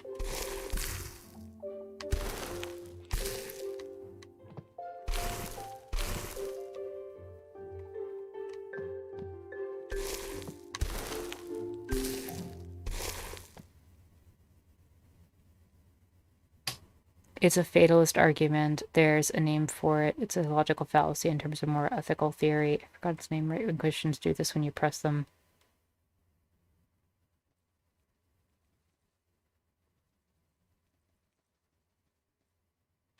That's actually a really good response, King John.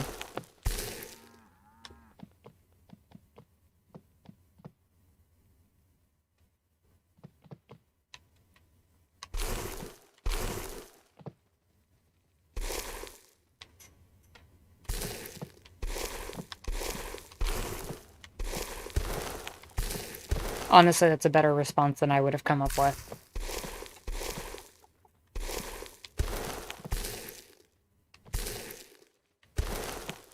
So much appreciated.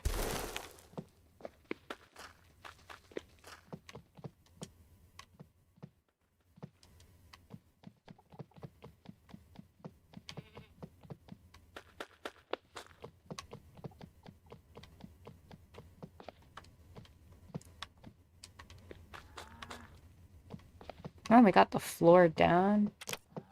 What kind of tile is this? I just want to fill in the rest of the tile.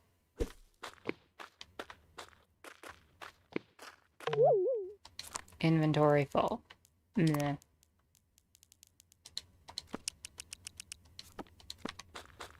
I should be able to put the bed back now. White brick pathway. Okay. We'll get some more of those. Those I'm gonna have to buy.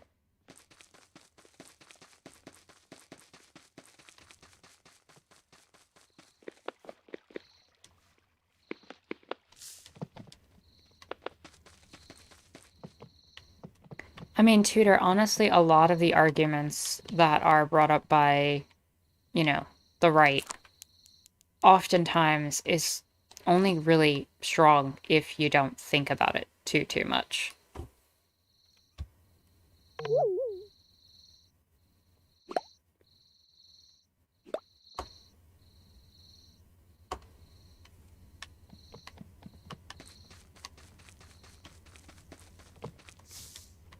Most of their arguments crumble under scrutiny.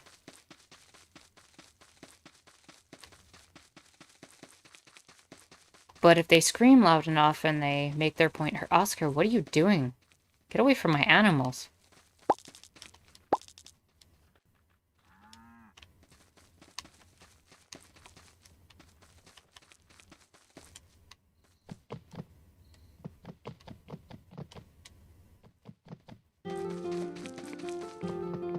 The point is also under capitalism, if you make it as difficult as possible for people to have time to question and scrutinize all the stuff that's going on, you're going to end up in a place where you can tell people what they want to hear. It's easier to manipulate a population like that, especially when you limit the amount of time they can have to think and talk and discuss.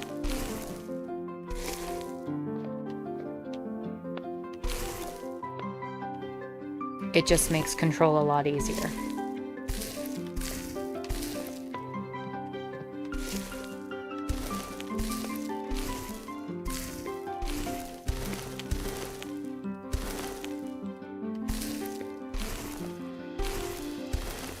And the more tired people are, the more overworked they are, the more stretched out they are, the more stretched thin they are, the less they have time to sit down and look at nuance and look at details. The easier it is to sell them stories.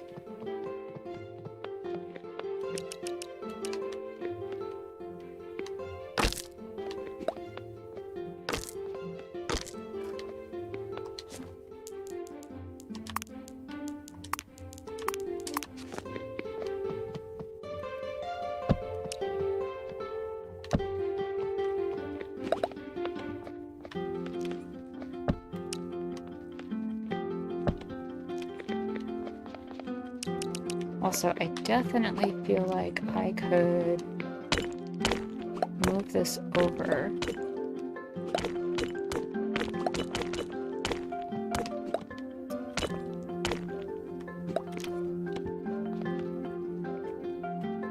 The argument reaches a point to which you're literally about to enter a black hole and you're stuck there, meaning you're not getting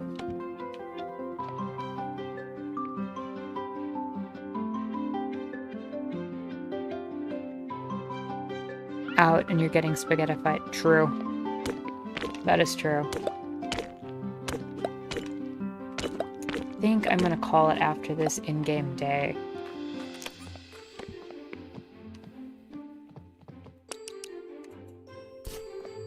We'll have to finish remodeling the bathroom next time. Or remodeling the house.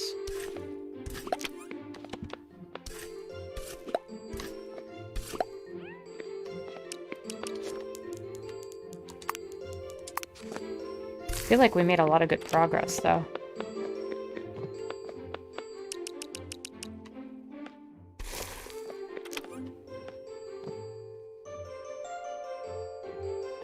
I've been lurking because I've run out of steam to stay involved in the conversation, but I've been listening. Thanks to everyone for sharing your thoughts.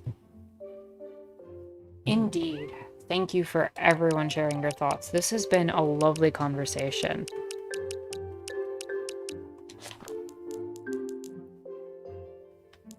And I'm glad that you stuck around, Em. What patriotism means to someone depends on how they view the founding myth of their nation. That is also very true, yeah.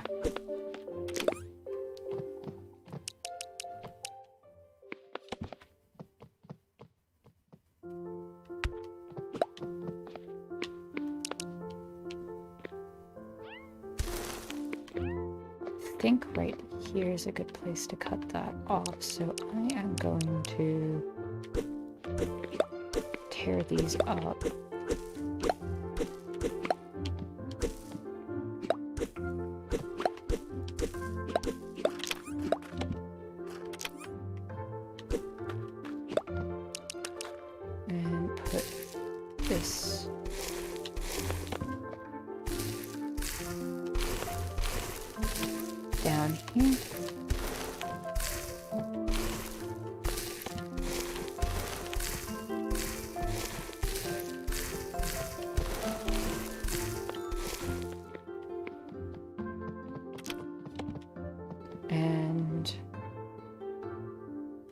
I will just use the same tile here. But the kitchen I do want to be full-sized.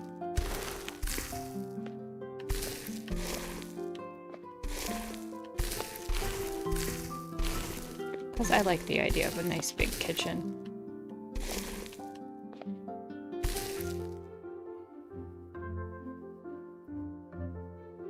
To someone who didn't grow up with being taught about the Founding Fathers, a lot of patriotic sentiment in the US feels bizarre. I'm gonna be real with you, it feels bizarre having grown up here.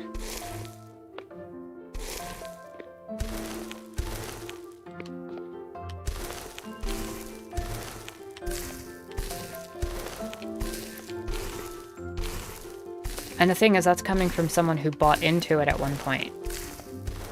You know? Like, growing up, sometimes, like, especially as a kid, you get all the myth and story, and you buy into it to some extent. And you kind of fill in your own gaps in the hypocrisies to try to make it work for you. But that didn't last very long in my particular case. But it was there, and I have to admit that. And King John says, in that end, they say God can do whatever it wants, and it gets worse. Because now you have to ask, why is it that God wants us to be moral if they can do whatever it wants? Yeah, it's almost like a circular reasoning. Nationalists use the exact same argument style as religious fundamentalists. Yeah, by making it inevitable, you constantly go in this very circular motion where it's, well, this was always meant to be, so it had to happen, so we had to do the thing. So we bring it around full circle where it's like this concept of Sorry, I'm just trying to get the right words together for this. So you have this whole idea like that it was inevitable that the nation would happen, like something like Manifest Destiny. It had to happen. It was a calling. It was destined. It was always meant to be. But when it finally is established, you go back, and when people ask why, you go back to it was always meant to be, and it ends up becoming this very circular understanding of the nation. Like you said, God wanted it that way. It was always meant to be. It was always the creation mythos that had to happen. So we've constructed this myth that ends up self-perpetuating itself in a full cycle to create this nationalist understanding that is essentially a religion of the state.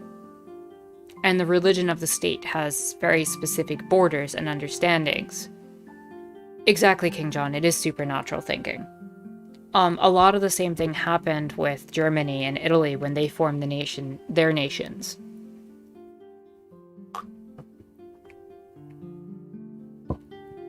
It is literally a cult of the nation. And you bring that all together and formulate it in such a way as to unify people. We have always been this great thing. We will always have this great power. We will always be this great unified understanding, even though they never were, and they had to conquer to make that happen. It's all a wordplay and a maneuvering of the situation to make what was once untrue true. You rewrite history.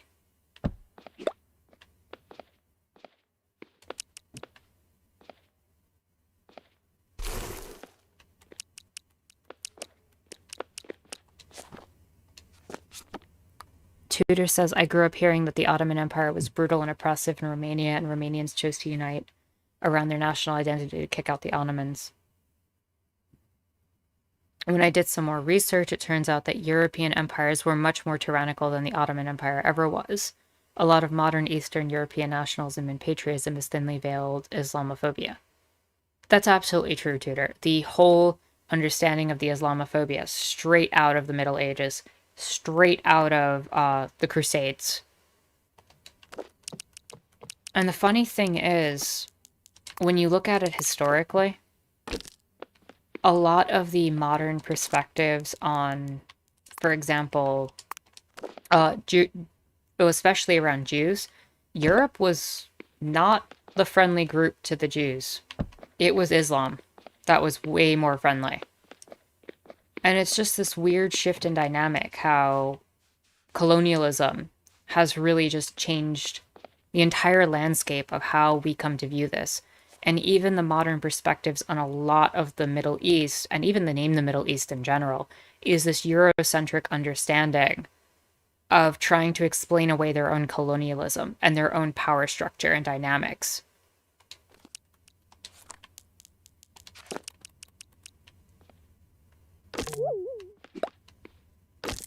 And Cracktunis, you said you only watched 2 or 3 of my videos before, but the stream was lovely and I'm very cool. Well, thank you very much. I very much appreciate that. I appreciate the support in that. You know, I have definitely gotten a lot of love within this channel, and I have loved making the content that I've made. And I definitely welcome you to check out more of it, but I'm glad to have you and everyone else here for Sunday streams. And you've all been amazing and cool as well. So thank you for adding to that, because I feel like the streams especially are not just me. It's definitely everyone talking and sharing and coming together.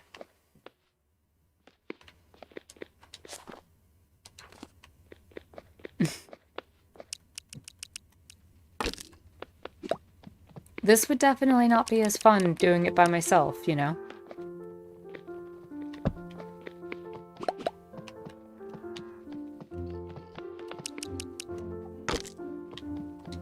And I want this channel to form into a community. This isn't something that I think should be just one person. You know, it's not the me show. I don't like that concept. as an anarchist, I feel like that's completely antithetical to what this is supposed to represent. I mean, I might be the one on camera right now, I might be the one whose face is out there, but I just like to think I'm having a great conversation with awesome people. King John says, I always use this. King John agrees. There we go.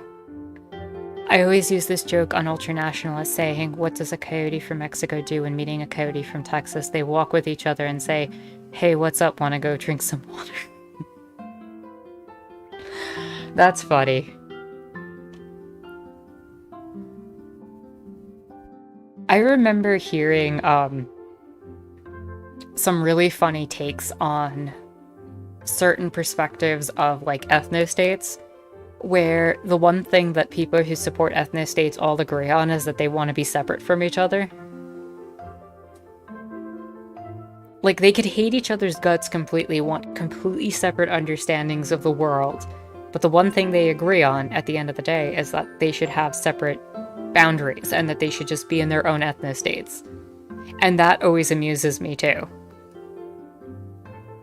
And I think the funniest part with the whole Mexico and the US thing is the idea that this border exists in the first place.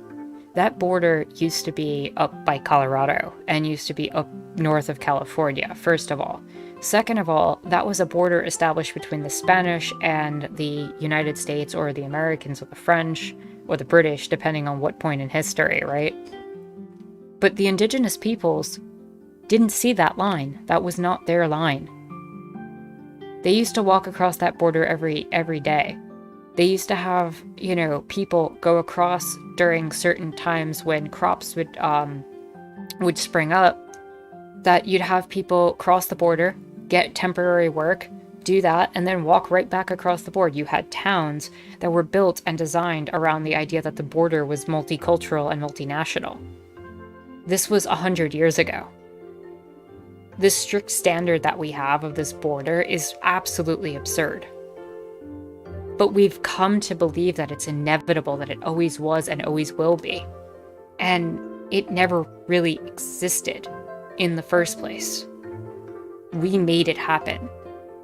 We allowed it to happen. Through naturalists, through eugenics, supporting Americans in particular. People forget that the Mexicans and Central Americans are indigenous peoples to these lands. That's absolutely true. And Tudor, yes, Bad and Banana does have indeed very good content on that, Cracktoonist.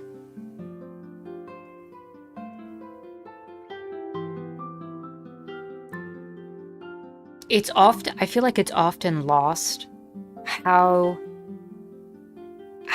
like the nuance that goes into the levels of racism and xenophobia that Americans from the United States have. And I'm using that very specifically from the United States.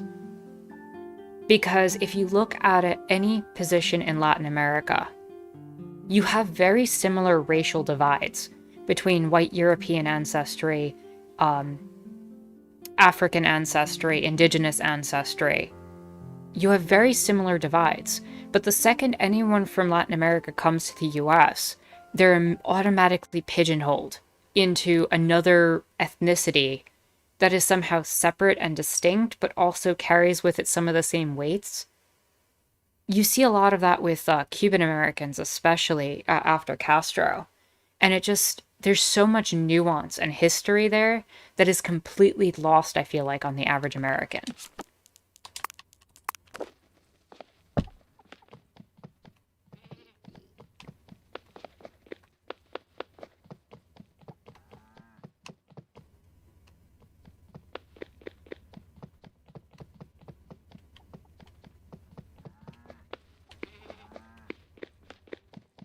The only true Cubans are the ones who live in Miami.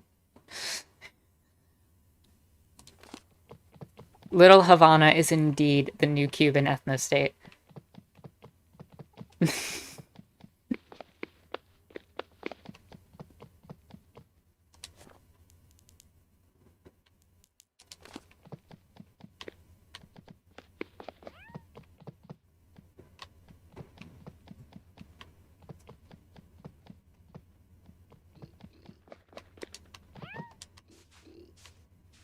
You know what? This was a lot of good progress on the house and the game.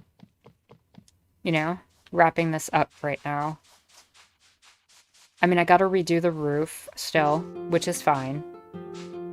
But I feel like getting the floor done, getting the walls more or less built for the house, the structural part. It's good progress there.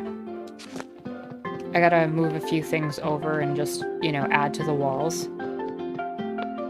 What's your homework for next week's stream?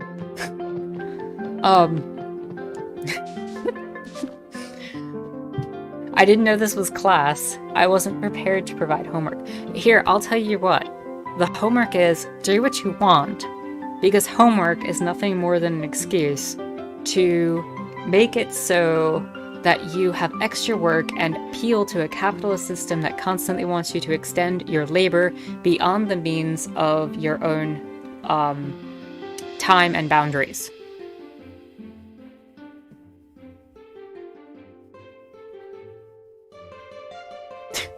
Skylar has to write an essay due tomorrow.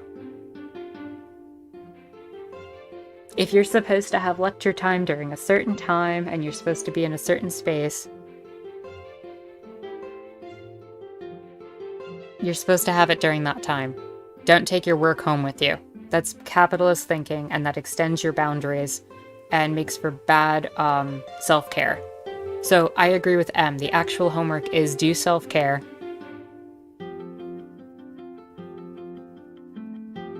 And if you feel so inclined to show up next week with some thoughts and ponderings that you've been going over, then so be it. How's that? I was anti-homework long before I was anti-work. That is fair. Cartoonist, that's actually terrifying. I think you just made emoji nightmare fuel.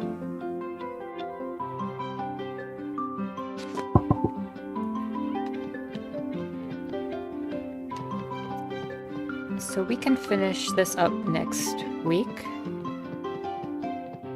I'm gonna end the game now, wrap up, and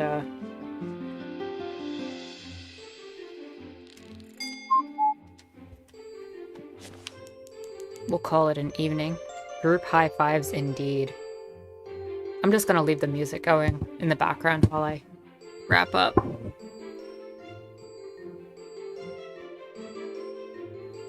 So everyone, again, thank you for coming out. Thank you for all of your wonderful insight. I hope that January 6th, for whatever fears we've all had, does not, you know, affect things. And I hope we meet here next week with a full understanding that the country's headed in the direction of Biden taking the presidency.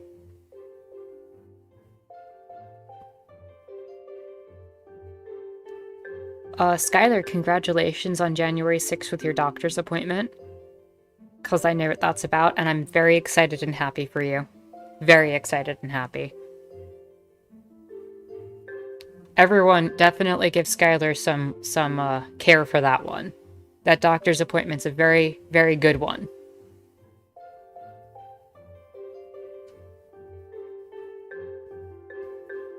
And, you know, hope to see you all next week. Thanks again. And with that said, if you're new and you haven't already, subscribe, definitely. Follow me on Twitter. Come check out the Discord if you're available and you have Discord. We have a wonderful community, very wholesome. Kind of the same type of atmosphere that I like to foster on, you know, this stream. We'll be back next Sunday. Again, hope to see you there. And my name is Anarchist Terra, and I hope you enjoyed watching. Have a good night, everyone.